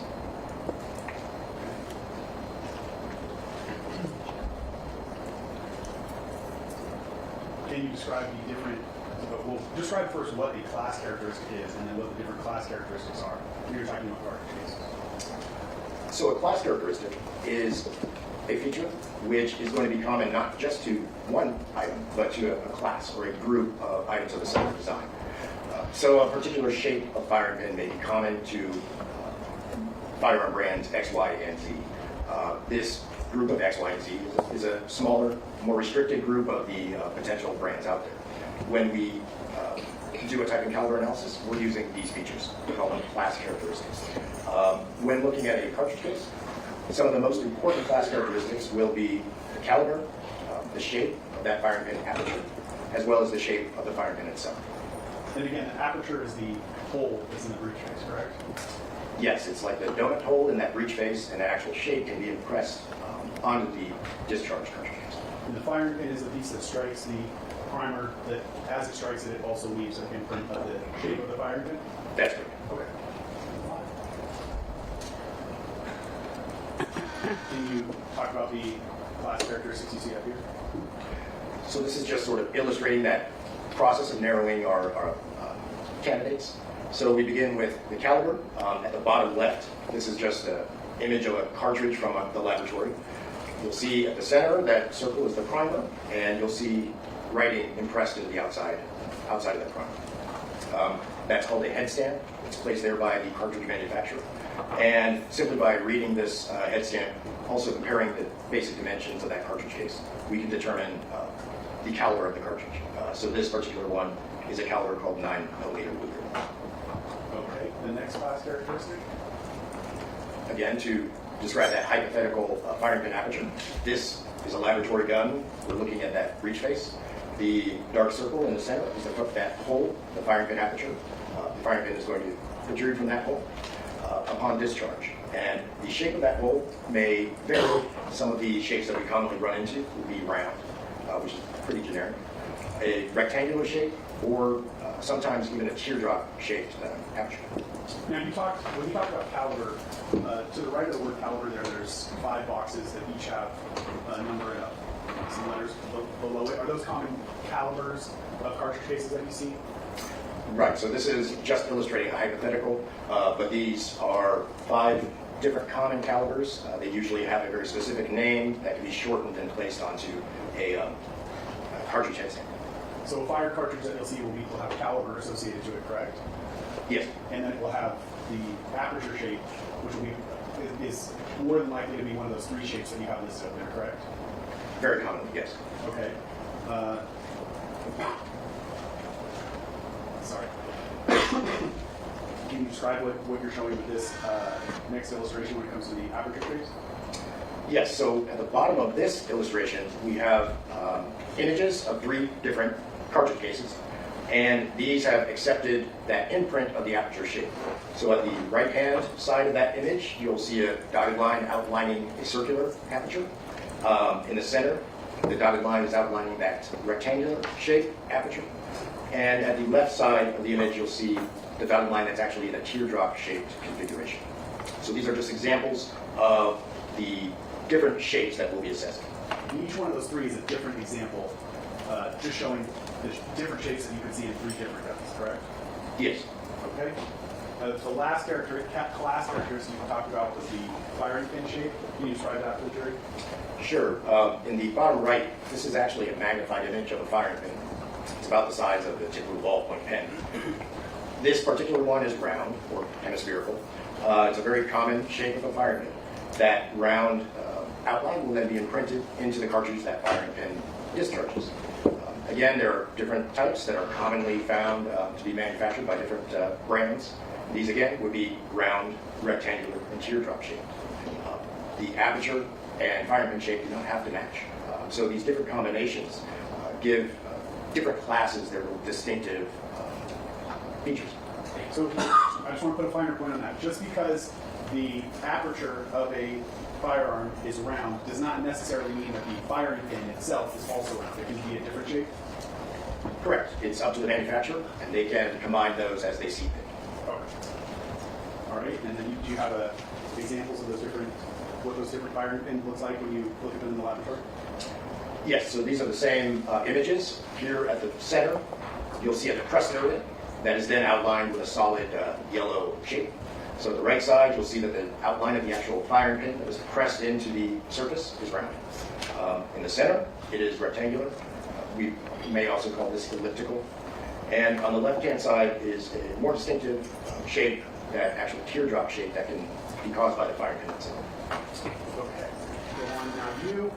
You said you actually did an examination in this case of 2 fired cartridge cases, correct? Correct. When you are assigned to do this type of analysis, a type and caliber analysis on fired cartridge cases, what's the first step that you take in the laboratory? First step is to obtain the evidence. It's going to be actually stored with the property system.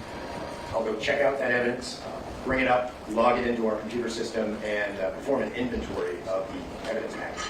In order to check the item out of evidence, property, how is it that you do that? Is there some number associated with it? Yes, each investigation at LAPD receives a number. This has been called, for most of my career, a DR number. I think it means Division of Records number. This is simply a number that identifies a particular investigation. Evidence that's collected associated with that investigation will be filed under that DR. In this case, was the DR number 2106-18784? May I refer to my notes? Yes. Thank you.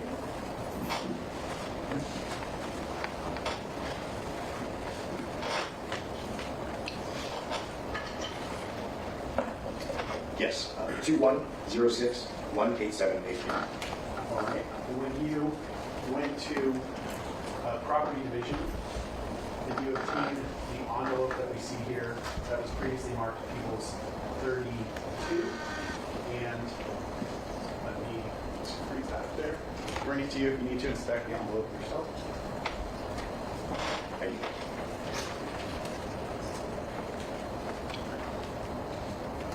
Yes, this is the envelope that I received. Okay, and how is it that you recall that this was the specific envelope you received? It bears the DR number as well as the number 1, meaning it is item number 1 booked to that DR number. On the back side of the envelope, it has my initials, my stylized initials, my serial number, as well as the date that I opened the package. Okay, I see it. What I have frozen up on the screen there, is that the front side of the envelope? Yes. And putting up the back side, are these the initials that you were referring to? Yes. All right. Get out the smaller envelope. I'm going to show you the back side of the smaller envelope. We need to approach because the tape's constraining, let me know, but did you receive this smaller envelope as well when you did your examination? Yes, it bears my stylized initials and information. Are they up here just below the tape? Yes, that's where I mark the envelope when I open it. Okay. Then lastly, we'll take the 2 items out of the smaller envelope. Up here.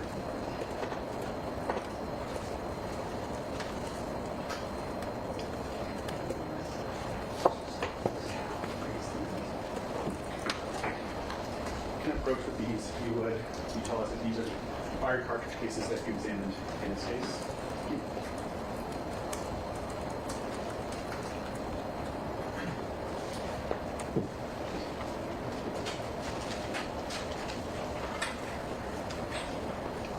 Yes, their external features match the features that I documented. And there are also engravings on the inside of the actual cartridge case. When I receive evidence, I will engrave it with the item number, portion of that DR number, my initials, and serial number inside the mouth of the case where it will not obscure. So that you know later that they're the same ones. Yes. Okay, I'm going to put them back. Smaller envelope. Back in the larger envelope of People's 32.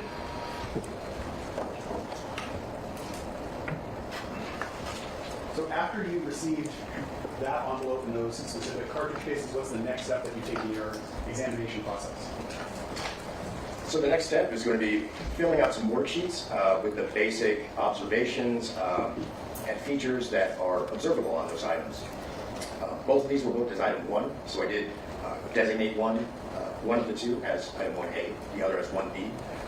Then I documented the material and general features that we will systematically do in the opening stages of an examination. Okay, and then the next step after documentation, what did you do? So that point would just be to sort of classify those actual markings that were observed, the aperture shape, the firing pin shape, and these are just outlined in preparation for the interpretation part of the actual analysis. Okay, so you talked about in your prior testimony looking for those 3 class characteristics: the aperture shape, the firing pin shape, and the caliber, correct? Yes, among others, but these are the most prominent and useful. Okay. So is that what you're talking about when you look at them in the laboratory? You're documenting each one of those class characteristics. Yes. All right. So let me go back to your presentation here. now you're going to start talking about the specifics of this case, correct? Correct. All right. Let's start with slide 40. Can you describe for the jury what we see here? Yes, so the photo at the right side of this, this slide is a digital image that is from the computer database system. This was, it's called NIBIN, N-I-B-I-N. This was taken before my actual analysis, but it's a good depiction of what I was looking at. In this picture, I've got the numbers 1, 2, and 3 there. So first, I've categorized the actual caliber. It is a 9 Ruger caliber cartridge. Looking at the imprint on this of the aperture, I classified that as teardrop shaped. Looking closer into that actual depression in the primer, I classified the shape of the firing pin as also being teardrop shaped. So in the bottom left, there's a simple diagram outlining those features that I observed. Okay. All right, let's go on to the next area. If you would describe sort of the value of the class characteristics that you observed, that information you just talked about. Right, so now I'm beginning the interpretation stage of the examination. That first stage, here illustrated on the first line next to the one, is the determination of caliber. That was 9mm leader. This is very common. In our lab, it's the most common caliber that we run into. So while that is interesting, it narrows our pool of candidate firearms to some extent. It's still a very common feature. Down at line 2, I'm then going to move to begin to interpret what does the teardrop-shaped aperture mean. How does that allow me to further restrict the list of candidate sources? Okay. Let's move on then. If you would talk about, after you document those 3 features, those 3 class characteristics, what's the next step that you took? So at this stage, it becomes a bit of a research project. I'm using literature from my field in order to get the broadest list of known candidate sources with a teardrop-shaped firing pin aperture. The left side here is depicted just a couple of articles that I used. These are from the journal, the Association of Firearm and Tool Mark Examiners. This is a peer-reviewed journal that's been in print since 1968, I believe. A few of these articles started me down that path. There is also an electronic forum that's operated by AFTE. It's available to AFTE members, AFTE, Association of Firearm and Tool Mark Examiners. This is an electronic exchange for professional examiners in a members area of the AFTE website. It allows them to interact and exchange information about new observations that they have in casework. And this is more responsive than the actual articles. We can disseminate information quicker by those means. And these were the sources you used to kind of determine how big the pool was of potential candidates to compare to those 3 features you talked about. Correct. I'm just looking for a list of suspect guns, if you will, brands which we know to include just that one feature, the teardrop-shaped firing pin aperture. Okay. So specific to the firing pin aperture. Correct. All right. Let's move on. What was the next step you took? The next resource I used is called the Class Characteristics Matrix. This is a developing database, also operated by AFTE. It allows me to just, you may enter different features, such as caliber and firing pin aperture shape. I did so in order to try to broaden that list of potential makes known to the community to produce teardrop-shaped firing pin apertures. Okay. After looking at those resources, what did you determine was the potential list of firearm manufacturers that could have contributed to that aperture shape? Right. So from all the manufacturers operating, the list that is known to me as a result of consulting these sources comes down to just a list of about 5 different manufacturers. So we've narrowed that candidate group considerably just using that one feature. These images there are logos or images depicting those 5 sources. Okay, so you went from 9mm, very common source, to now whittling it down to 5 manufacturers, just with the aperture shape, correct? That's right. Okay. If you would talk about the kind of next step in your research project. So moving from the aperture now to the actual firing pin. At this point, it becomes a little more challenging because the firing pin that I'm looking at in this case just happens to be quite distinctive. Fortunately, several months before the occurrence date of this case, I initiated a project where I collected samples from firearms that were coming through the firearm unit. We regularly test fire pistols that come into LAPD custody to be entered into the NIDN database. I collected 229 different firearms examples, and these are specifically what we call ghost guns. It's a new sort of phenomena of firearms. By examining the samples from this sample set, I was able to locate a few species that actually exhibited the fire pin consistent with the one that I observed in this case. The teardrop shape, correct? Teardrop shaped fire pin, correct. Okay. And when you add that class characteristic to your analysis, so now you've gone from caliber, you narrowed some out with the aperture shape, and now you've added in those that have the same aperture shape and this unique firing pin shape. What were you left with? Right, so I'm left with the logo there you see on the left is not an actual manufacturer, it's just representing what we call ghost guns. So there's one particular aftermarket slide which is common to a particular frame size of ghost gun. That particular product exhibited the firing pin shape that I observed on the evidence. It also has some compatibility with frames that are produced by Glock.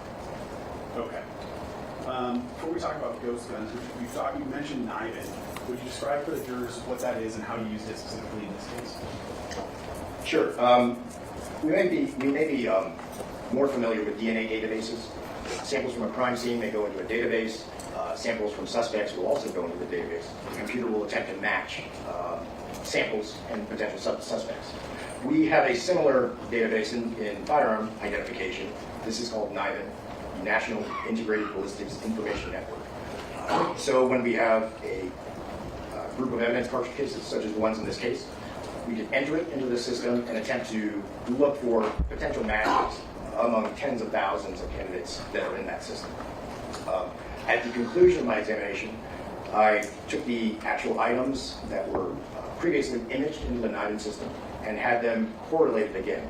This means those images of our evidence were searched against the database again in order to see if I could find any other makes of firearms depicting that particular firing pin shape.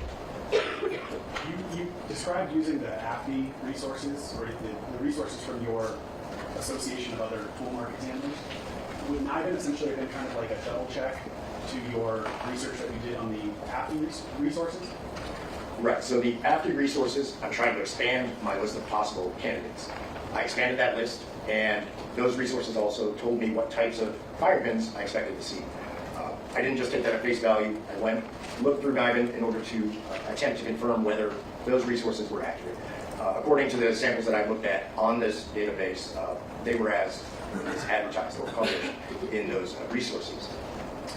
Finally, I used NIDN again as a second sort of double check, putting our actual evidence in and seeing if there are any other brands I'm unaware of that had similar marks. Now let's talk about ghost guns. You used that term a couple times. If you would describe what a ghost gun is. Sure. Well, this slide sort of depicts the, I guess, mainstream way of manufacturing and distributing firearms. So they're typically made by a licensed manufacturer, shipped to a retailer that has a federal firearms license, and they're sold to us in public from that retailer. So that is how typical guns are distributed. I say guns of typical manufacturer as opposed to the species that are commonly referred to as ghost guns. Okay, moving on to that. Can you describe what you are illustrating here? Right, so the ghost gun species uses a frame. That is the portion you're going to grip. This is the part that needs to be serialized and controlled if it is manufactured and shipped to you, the consumer. Ghost guns use a product that is an incomplete frame. It requires you as the consumer to make just a few adjustments, drill a few holes in order to make that frame operational. You can order these over the internet. You can also order what's depicted there. The frame here is in that pink color. You're also going to need the other firing components, such as the slide and the barrel. These can also be ordered online. Then, using simple hand tools, as most of us would have in our garage, these aftermarket parts can be assembled and to produce a functional gun. Now this gun does not have a serial number in that state because when it was shipped, when the frame was shipped from that manufacturer, it was shipped in an unfinished condition, which did not require it to have a serial number. This is where the term ghost gun, I think, has taken hold because it does not have that serial number that's known to law enforcement. You talked about the three parts of the gun, and you said the pink part that you have illustrated up there is the frame. What are the other two parts? The gray rectangular shape on the top and the kind of orangish cylindrical piece underneath the pink part. These are the main other components. Okay, so the pink part is that frame. That orange tubular-shaped item is the barrel. That is where you load the cartridge, and that's where the bullet's actually going to travel, go towards the target. The gray object at the top of this image, that's the slide. It contains the breech face and the mechanism associated with the firing pin.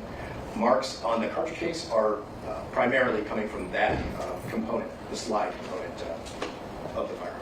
And are you illustrating that you can essentially purchase these individual pieces separately? So you could just buy a frame if you just wanted the frame? Correct. You could buy the kit that can be used to produce a frame, and then the other components can be purchased separately from various retailers. Okay. If you already have a working firearm, but you want to exchange a piece like the slide for the frame, can you do that by removing a piece and then adding an aftermarket piece? Yes, you can. Just like my car has a license plate, it's licensed. I can change the rims on my car. I can buy aftermarket ones and slap it on there. That's what we're essentially allowed to do with these components of the gun outside of the frame itself. Okay. One. I think you already described they can be assembled using hand tools.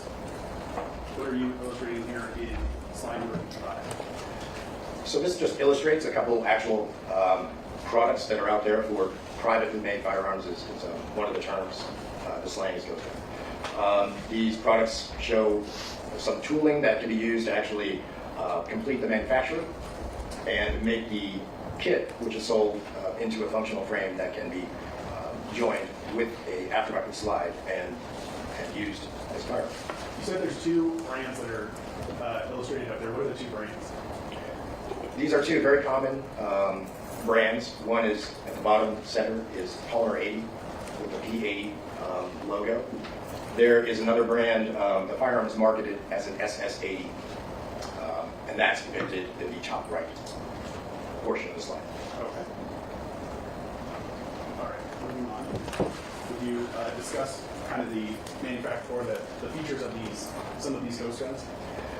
Right, so this image is depicting the fact that these kits are produced to mimic a typical gun that's already in mainstream production.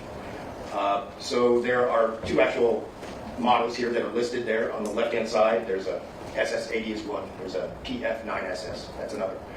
These two particular ghost gun frames are compatible with a particular model of Glock, and that Glock is called a Glock 43. So they are made to be sort of imitation frames of that Glock, and they're compatible with those aftermarket parts which are also compatible with that particular model of mainstream manufactured Glock. So when you were first explaining to us how the kind of the origins of what a ghost gun is, you contrasted that to a gun that came from a licensed manufacturer. Am I stating that correctly? Yes. Would the Glock 43 be produced by the Glock firearm company? Would that be what you're talking about as being produced by a mainstream licensed manufacturer? Yes. And the ones that you have listed here on the left, the Polymer 80 PF9SS and the Glock Store SS80, would those be the ghost gun versions of a Glock 43? Correct. These are the privately made firearm or ghost gun versions of the frame of a Glock 43. Made to mimic a Glock 43? Yes. Okay.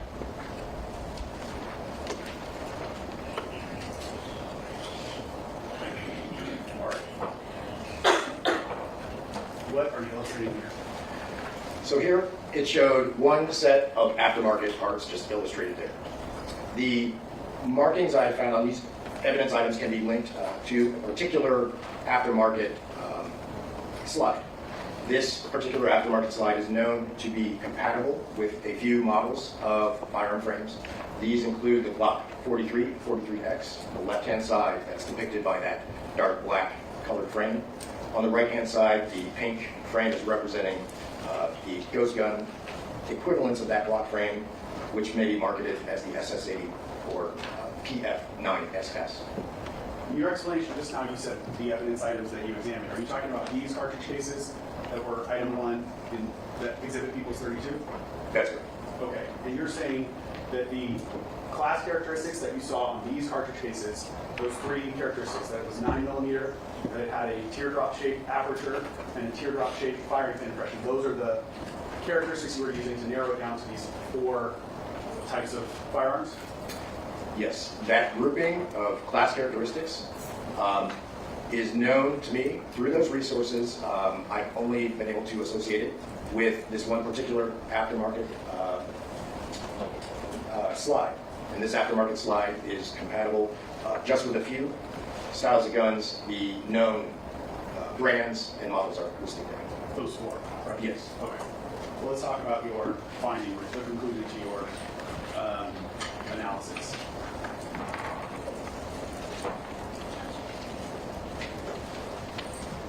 Have you summarized your conclusion?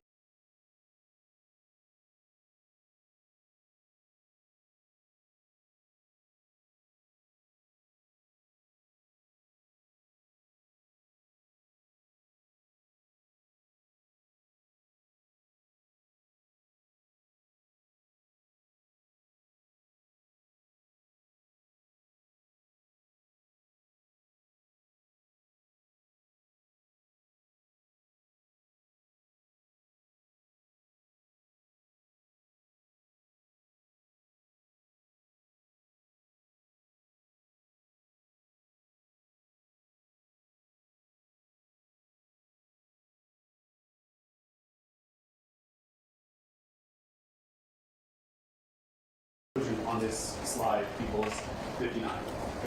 Go back to. Yes. Final conclusion.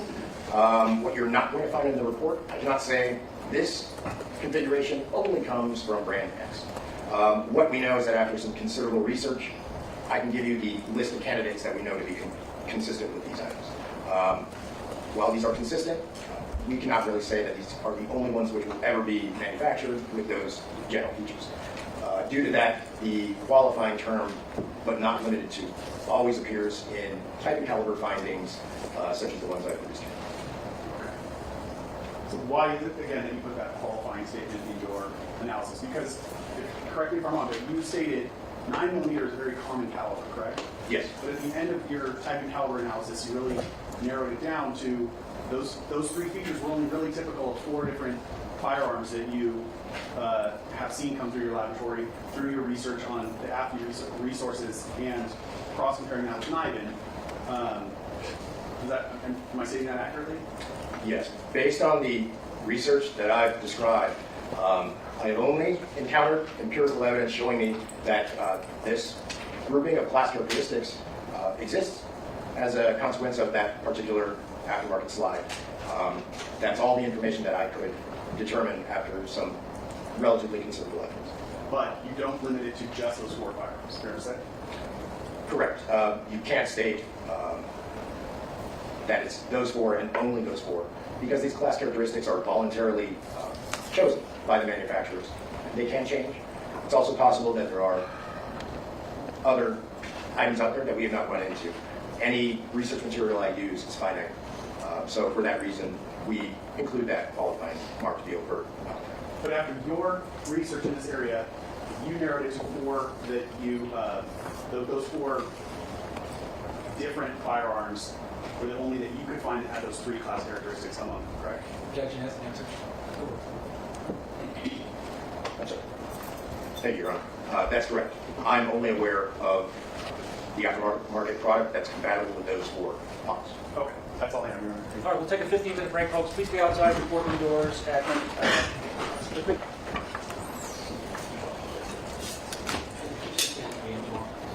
Yes. Yes. Good afternoon, Mr. Brown. Good afternoon. You're employed, you said, as an analyst by the Los Angeles Police Department? I'm sorry? You're employed as an analyst by the Los Angeles Police Department, is that right? That's correct. Okay. And specifically, you work as a criminalist in the department's firearms analysis unit? Yes, I have for 20 years. Technically, my assignment has just recently changed. But yes, I operated as a criminalist in that unit during this examination. What's your assignment now? The toxicology laboratory? Okay. Which obviously has nothing to do with ballistics. Correct. Okay. But in your prior role in ballistics, you were asked to examine the 2 9mm shell casings that we've been talking about, right? Yes. Okay. And you prepared a report containing your opinion regarding that analysis, right? Correct. And you finalized that report on January 8, 2024? May I refer to the report? Please. Thank you.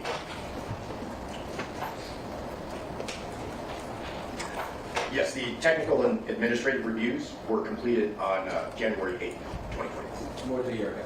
Yes, 1 year ago. Okay. Are you aware that your report was going to be provided to the Defense Counsel meeting us 2 weeks ago on January 23rd of this year? Objection, Your Honor. Irrelevant. Sustained. Let me ask you this then. When did you provide your report to either the detectives or prosecutors in this case? Once it was signed off, I would email it to the requesting officer, so that should have occurred in January of last year. I don't know the date that I actually emailed. Okay. Would it have been signed off on by, let's see if I see the name here, someone with the last name Harbison? Correct. And who is that? This is another Crim 3 in the Criminalist 3 in the Firearm Analysis. And what's that person's full name? Amanda Harbison. Is she a supervisor of yours? No, she is another technical lead. We have 4 details in the Firearm Analysis unit. She is a Criminalist 3 technical lead in one of the other details. Okay. And she signed off on this report after you on January 8th, 2024? That's correct. So it would have been around that time that it was provided to the detectives in this case. Is that fair to say? Yes, it's my habit and custom. As soon as I get it back, just go ahead and email it out before I submit the case package for filing. Okay. And you were asked by Mr. Preslomic on direct if you evaluated any actual guns in this case, and you said, no, you did not do that. Is that right? That's correct. Right. You also did not examine those 2 shell casings to specifically determine if they would discharge from any particular magazine. Is that right? The cartridge cases Yes. were not compared for cycling marks to a particular magazine. That's correct. Okay.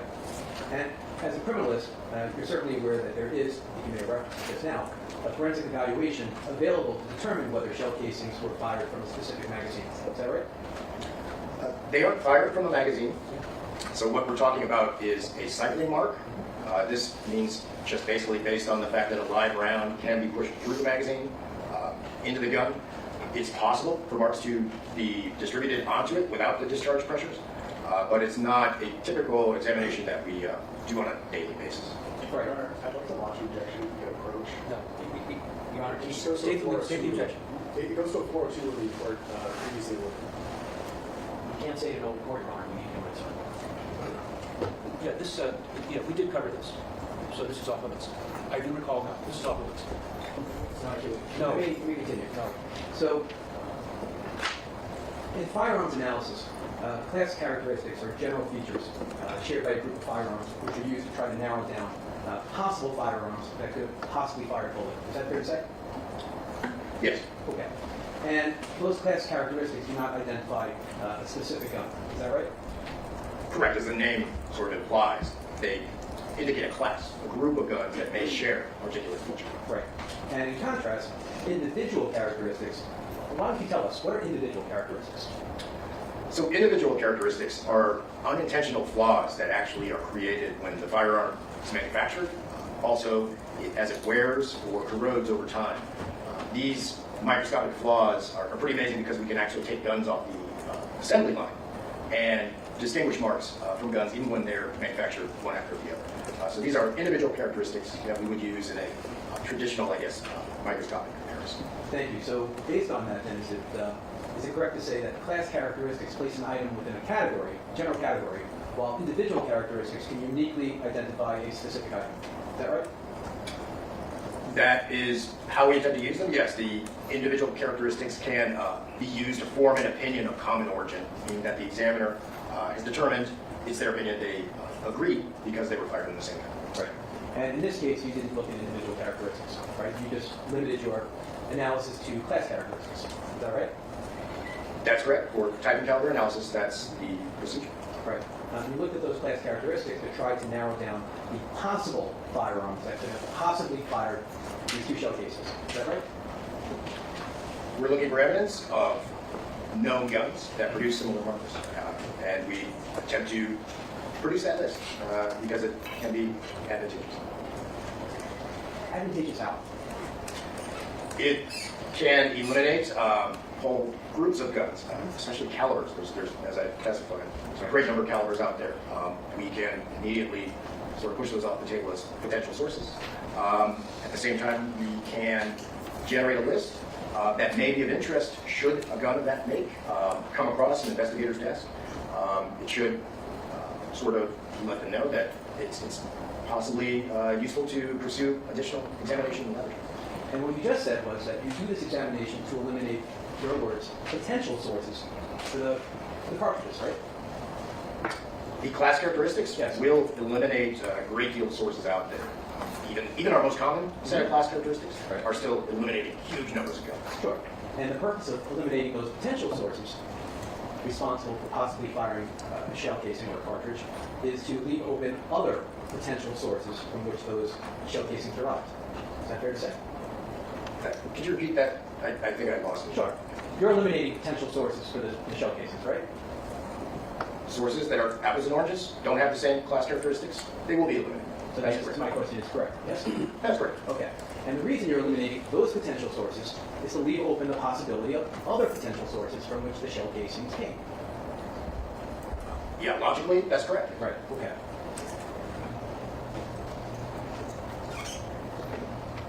Now, what you did was that you looked at the shell casings and you determined that they exhibited these general class characteristics, the ones you talked about. Is that right? Yes, there are cartridge cases. I don't think we're going to mistake what you mean, but yes. Okay. You understand that when I'm referring to shell casings, what they've been referred to throughout this trial, I'm referring to cartridge cases. Do you understand that? Yes. Okay. It is okay if I continue to refer to the shell cases? Please, I don't think it creates a misunderstanding. Thank you. And you determined that the class characteristics that you saw were consistent with having been the shell casings discharged from a number of different aftermarket firearm slides. Is that right? They are known to have come from a particular style of aftermarket slide made for a particular size frame. Well, in your report, you noted that the shell casings, this is page 1, exhibit, these are your words, characteristics typical of aftermarket slides for a series of subcompact pistol frames. Is that right? That's right. Right. And then you identified a number of potential frames that were consistent with the characteristics that you saw. Is that right? The frames don't create the characteristics. So the frames are compatible with the slides, which I know to be consistent with the characteristics. Appreciate you saying that. Thank you for clearing that up. And to be clear then, you're not comparing the characteristics with firearms themselves. It's the aftermarket firearm slides that you're using for comparison purposes. Is that right? Yeah, I'm sorry, one more time. Sure. You're looking at these class characteristics and determining that they are consistent not with actual firearms themselves, but with the particular part of the firearm, the aftermarket firearm slide.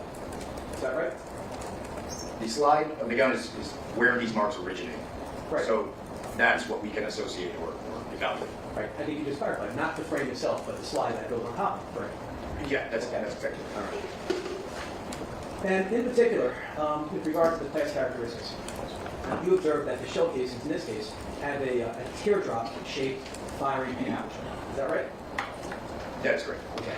And the firing pin aperture, you spoke to this, right, it's really sort of just it's a hole in the breech face of the slide where that firing pin passes through. Is that right? Yes. Okay. And you also observed that the shell casings have a firing pin impression which is also shaped like a teardrop. Is that right? Correct. And you said that the firing pin impression also has a metal injection mold seam. Is that right? It appears to have a linear mark that we associate with that particular manufacturing process, yes. Okay. And just dealing with that first then, the metal injection mold, and that's simply just a line left in the firing pin for the manufacturing process. Is that right? Correct. Okay. And the firing pin impression, we spoke to this, that's just a mark that's left on the primer of the firing cartridge when the firing pin strikes in the back, right? Yes. Okay. Now, after making your observations of the shell casings, you searched, you alluded to this, various databases for categories of I guess, firearms and firearm slides that exhibit those general characteristics. Is that right? That's correct. Okay. And in particular, you searched, what is it, the AFTI website, that's characteristic matrix, that is called? The class characteristic matrix, yes, is a search tool on the AFTI website. Okay, and the AFTI, AFTA, that's just the Association of Firearm and Tool Mark Examiners, right? That's correct. Okay. Now, you looked at that database, or rather, you looked at, in addition to the AFTI database, you looked at a database within your own firearms analysis unit, and that's the NIDIC, is that right? Yes. Okay. And in addition to those databases, you also searched the firearms analysis units, your own units, based on a collection of 229 discharge cartridges. Is that right? Yes, cartridge cases. Correct. Now, I think we spoke this, but after conducting your search in the databases and making your observations, you rendered an opinion that the class characteristics that you observed on the two shell casings were seen in certain aftermarket slides for firearms frames, firearm frames, which included the Polymer 80 model PF9SS. Is that one of them? That is. The Blacksword model SS80. Is that right? Yes. The Glock model 43, right? Correct. And the Glock model 43X. Is that right? That's correct. Okay. Now, is it fair to say that this process that you talked about, looking at firing pin apertures, firing pin impressions, and determining whether they look like, in this case, teardrops or D shapes or semicircles, it involves some level of subjectivity?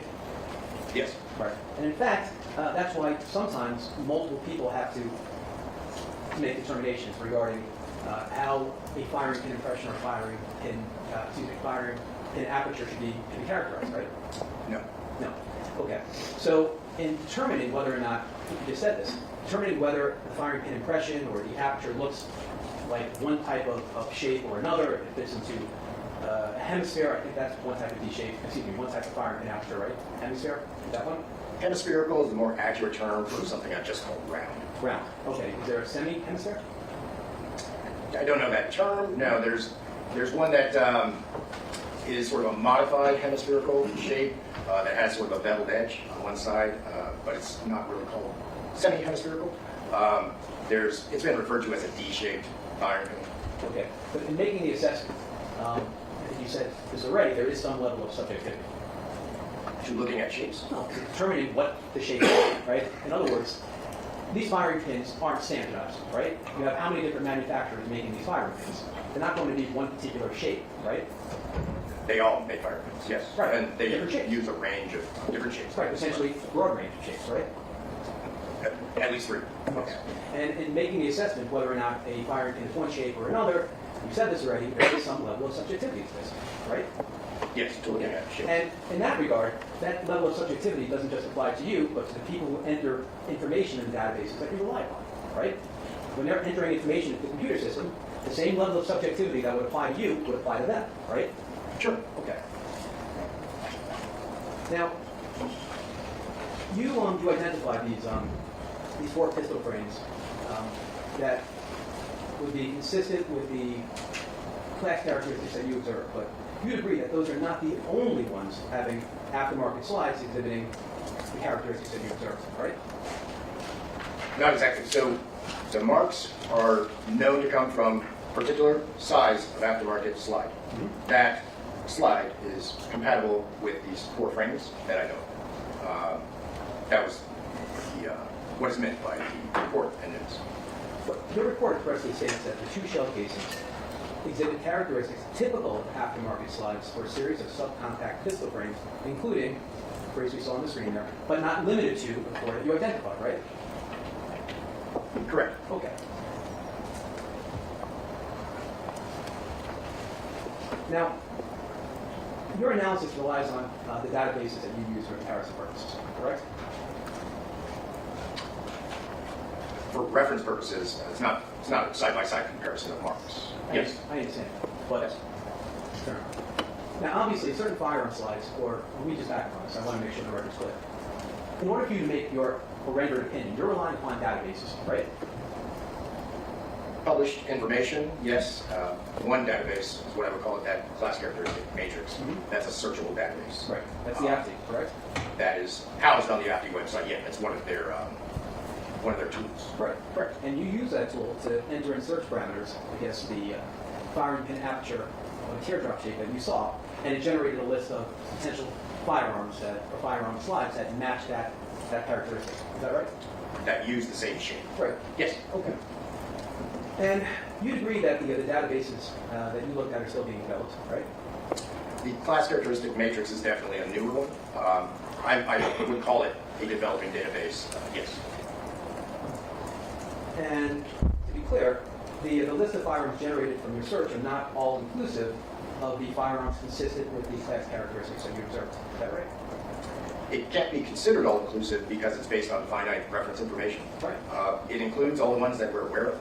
It is possible that always possible there's facts we are unaware of. Right. And obviously, if certain firearm slides or class characteristics are not contained in your databases, they wouldn't be available for reference purposes, right? Yes. Right. In fact, you testified on direct that there are other possible items you didn't locate which are compatible with the shell cases, right? There are other possible items. Your words. Did you say that on direct? I don't recall exactly, but you're talking about candidate sources that use this style of class characteristics. Is that what the testimony was about? It's your testimony. Can you tell me or you don't recall? I don't recall. Okay. So, would you agree that there are other possible firearm slides or firearms? Objection to the word possible, Your Honor, in the court's prior ruling. Okay. Would you agree that there are other possible or potential, your words, Potential is a better word. fine, potential firearm slides or firearms that you did not locate which are compatible with the shell cases? That's what I attempted to look for. I look for them because they could be out there. Right. And if they're not in your database, you can locate them, right? They're not in the physical exhibits that we have in-house. What was great is that I collected those and then 2 years later double-checked against all the guns that had come into LAPD custody over that period. And either of those groups that are bookending the actual incident date came back with no other candidates that actually had that firing pin. So when you say you examine them, are you talking about the database? Are you talking about your collection of ghost guns? Is that what you're talking about? The exhibits that I collected from the test firing of ghost guns, the Right. physical exhibits that, yes, are actually in the laboratory, Right. that's one set of data. Right, that's the 229 ghost guns that you have, right? Yes. Okay. How many different makes of aftermarket slides exist? There are dozens of manufacturers. They are pretty hard to track. Right. Dozens of manufacturers. Could it be hundreds? It's possible. Right. And each of these manufacturers can make how many different aftermarket slides? Do you know? How many different types? How many actual units they can produce? No, types. Types per manufacturer. You don't know, do you?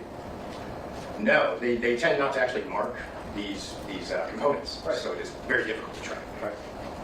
And because you don't know how many different makes of aftermarket slides exist, you would know how many different makes of aftermarket slides specifically have a teardrop firing, an aperture, and a teardrop shaped firing pin. You couldn't know that, right?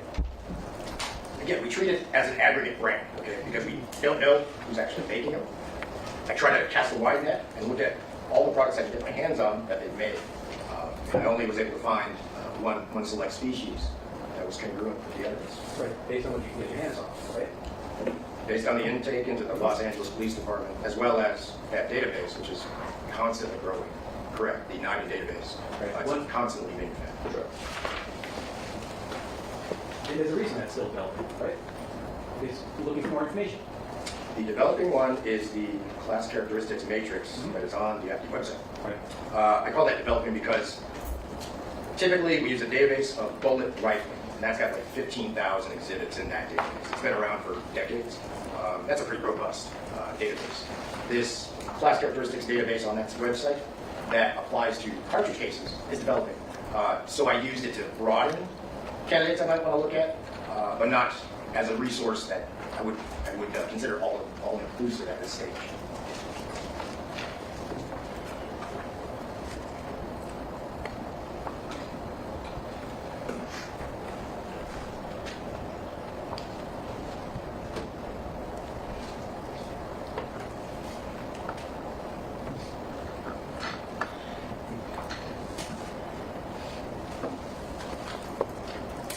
Now, with regard to these aftermarket slides that have a teardrop firing pin aperture and a teardrop shaped firing pin, how many of them, let me rephrase it, how many firearms are there that are in existence right now, types of firearms, that are compatible with aftermarket slides with a teardrop firing pin aperture and a teardrop shaped firing pin?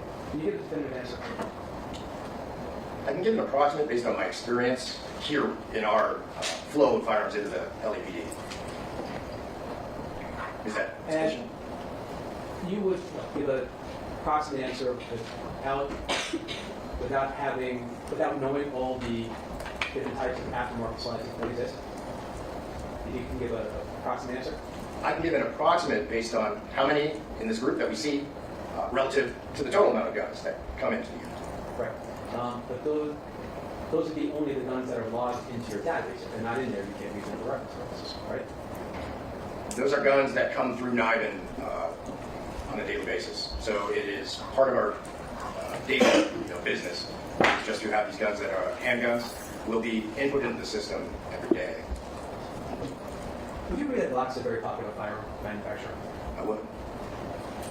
Would it make sense if you find many Glocks in your database because of that? Yes. Including Glocks with aftermarket slides? They do come through the unit. Aftermarket slides, sometimes on Glock frames, overwhelmingly more common on the unserialized frames we call ghost frames. By the way, do you have any Glock firearms in existence in the United States now? It's actually relevant. Block 43s. Glock 41st. Thank you. In the United States. Sorry. Yeah. Sorry? No. Glock 43Xs? Do you know? No. In terms of our intake, No, in the United States, the present. If your intake doesn't intake every single firearm in the United States. How many exist in the United States? If you know, you don't. I don't in the United States. Okay. How about the Polymer 80 model PF9 SS Ghost Gun frames? You know how many exist in the United States? No. How about Glock model SS80 Ghost Gun frames? You know how many of those exist in the United States? No. Now, in addition to the ones we just named, the PF9SS, the SS80, the Glock 43, and the Glock 43X, your database search revealed other firearms with a teardrop firing pin aperture. Isn't that right? Yes, as well as the published literature. Yes. Right, such as a Smith & Wesson, right? Yes. A Mossberg MC1SC, right? I'd have to verify that model. It sounds correct, yes. Okay. How about other Glock Generation 5 pistols? Did you find that in the search? For the teardrop-shaped firing pin aperture. Sure. Not the firing pin It's a itself. firing pin aperture. Yes. In fact, when you did your search, that was the term that you entered in the query. You were looking specifically for just firing pin apertures with the teardrop, right? In particular, the AFD class characteristics matrix. That is the only feature that I entered. So that's only going to restrict based on the aperture. Should the answer to my question was yes. That's what you looked for, right? That's where I wanted to be clear. Okay, thank you. And you agree that that teardrop firing pin aperture is also been found on a Taurus firearm, right? Yes. Specifically the Taurus GX4, right? Again, that model sounds correct. I can check my notes. If you want, so it's on page 8 of your report, if you want to see it. Yes, I'll return to page 8 of my case package. It's the fifth result on the page.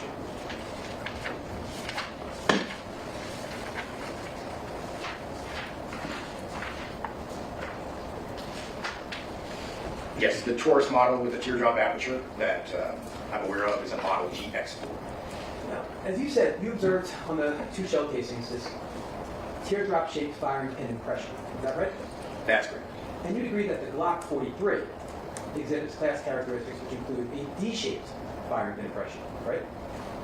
Yes. Likewise, the Glock 43X exhibits class characteristics which include a D-shaped firing pin impression, right? The Glock manufactured slides. That's correct. They have a different shape firing pin impression than the one that I observed. Right, the teardrop shape is distinct from the D shape. Yes, very much so. So to be clear, the Glock 43 and the Glock 43X do not depict teardrop firing pin impressions that are even remotely similar to the shell casings that you examined. Is that right? That's correct. It is the aftermarket slide, which is compatible with those two frames that you just listed. Right, and not the Glock That 43. aftermarket slide does produce those models. Right. But you didn't connect it to a Block 43 or Block 43X that you said are typically sold here in the United States, right? That's correct. The standard manufactured blocks don't match. Okay.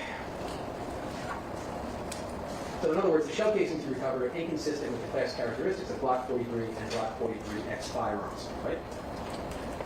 The slides manufactured by Glock and sold. That is the part that does not match. The slides that are aftermarket, which are consistent, are compatible with the Glock 43 and the Glock 43X. And the slides that are sold by Glock for the 43 and 43X are not compatible, right? The Glocks themselves, I'm not talking about aftermarket slides. I'm talking about Glock. You go to the store, you want to buy a Glock that's sold from Glock. Glock 43, Glock 43X. It's not your those shell casings did not come from a Glock 43 or 43X, did they? They did not come from a slide that is manufactured by Glock, That's what I'm asking. such as I'm aware of. Thank you. When I say compatible, we're talking about the compatibility of a slide and the frame. So the frame is manufactured by Glock. The slide manufactured by Glock, they're compatible, they can work together. The slide manufactured by Glock does not, however, produce these models. And for that matter, most of the polymer 80 model PF9SS and Glock 0 model SS80 samples that you looked at in your post-gun collection exhibited a D-shaped firing pin. Is that right? Yes, it's a smaller group of those ghost guns that actually have this particular slide in my collection there. And in fact, in your collection of those 229 ghost guns, only 2 Glock 0 model SS80 samples exhibited both the teardrop firing pin aperture and the teardrop firing pin impression. Only 2 of them, right? Yes, it's rare. Yeah. So most of the PF9SS and SS80 ghost gun samples that you looked at were not consistent with the class characteristics you observed in the shell cases, right? Yes, that's correct. By the way, despite your analysis, just so it's clear, throw that. Mr. Barron, the same marks that you observed and testified on the 2 FC 9mm shell cases could have been made at a firing range, right? Yes, I don't know where they were discharged. Thank you very much. I have no further. Do you have a read? I'm very brief, Your Honor. All right, before you do that, let me see you all at the sidebar. I have a question that I want to ask all of you.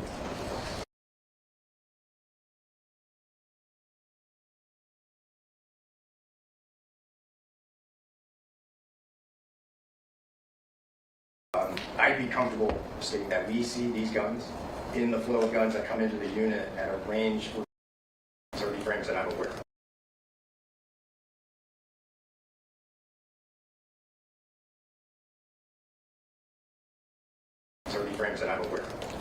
Are those size frames, the size that's compatible with the 43 and 43X, are those common frames that you see in your lab? They are relatively uncommon. Can you explain that to the jury? So based on my background experience, as well as some of the facts and figures that I sort of curate as a trainer in type and caliber with LAPD, I'd be comfortable stating that we see these guns in the flow of guns that come into the unit at a range, we're talking around 1%. Definitely, I'd be very comfortable saying they're in the low single-digit percent range for how often we see them in the flow of guns into our unit. And the class characteristics that you're talking about, are you observing shapes on the back of the fire cartridge cases, right? That is what a class characteristic is, yes. In counsel's questioning, he asked you if there was subjectivity in that determination of what the shape is on the back of the cartridge case. He did. What is the subjectivity in that determination? Anytime we look through a microscope, we look through a telescope, we are perceiving information. This is a standard way of performing science. We will attempt to try and make sure that we are repeatable, reproducible in these observations. We document them very well, take photographs, and at the end of the day, they're in better condition when I'm done than when I started. They can be re-examined again. So there's subjectivity in determining what's a square, what's a circle, for me as well as for my kids. But here in the laboratory, we have procedures that we can use to assure that there's quality results in that subjective determination. Was that a hard determination for you to make to determine that the aperture impression on those fire cartridge cases was a teardrop shape? No. Was it a difficult determination for you to make to say that the shape of the firing pin impression on those fire cartridge cases was also a teardrop shape? No, no. You have what, 19 years of experience in the firearm analysis unit? Correct. Is making that determination something that even a newer analyst could do with relative ease? Objection. We have a round also. Speculation. As phrased. It's a basic determination. In our first week of cartridge case comparison training, you should be able to do this. Okay. With the database searches that you conducted, you said that the class characteristics database on the AFI website was a developing database, correct? That's correct. Is NIBIN, is that a national database? It is. Used throughout the country? It's used throughout the country, I believe possibly internationally, and it's been used over the course of my entire career. A large database? Yes. Okay.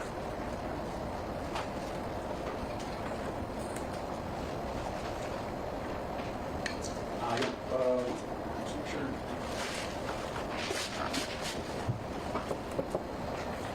Last thing I wanted to cover was counsel asked you questions about other guns that were listed in your report or manufacturers that used a teardrop aperture. He specifically mentioned the Mossberg and the Taurus GX4. Are you following what I'm asking about? Yes. Those were firearms that you observed had the teardrop aperture, correct? That's correct. But did those firearms also have the teardrop firing pin impression? No, the firing pin on those firearms is drastically different. So can you say that those guns could not have been the guns that fired these cartridge cases because the class characteristics do not match? If we don't perform a one-to-one elimination over just digital images, the class characteristics I see there, if I had those in the laboratory, they would constitute a elimination. I mean, they're not from the same source. Because the shapes are totally different. That's correct. Okay. Nothing else. Anything, Steve? All right, Mr. Bruno, thank you very much. You are excused. Thank you, Your Honor.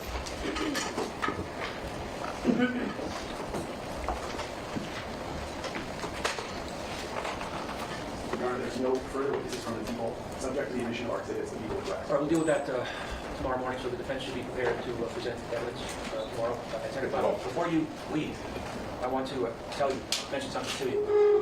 You heard Mr. Barima say that he did not do any analysis of the shell casings that were found, or Mr. Efron said he found. He didn't. Mr. Barima did not do an analysis of those casings to the magazine that was recovered at Mr. Mayor's house about 6 to 7 months later. For legal reasons that do not matter to you, about 2 weeks ago, I advised both sides that an analysis of the casings and the magazines need not be done. Okay? All right, please don't discuss the case amongst yourself or anybody else. Remember, 10 o'clock tomorrow, we're going to resume. Again, please keep an open mind. Do not look at anything online or in print media regarding this case. Your Honor, you're saying the end of the motion, or did you not say that therefore they're not judges? No, I gave the what I wanted the jury to know. All right, folks, see you tomorrow at 10 o'clock. Alright, we're gonna go ahead and end this one right here, man. Y'all go ahead and like, comment, and subscribe. Hope you have a blessed one. See y'all on the next video.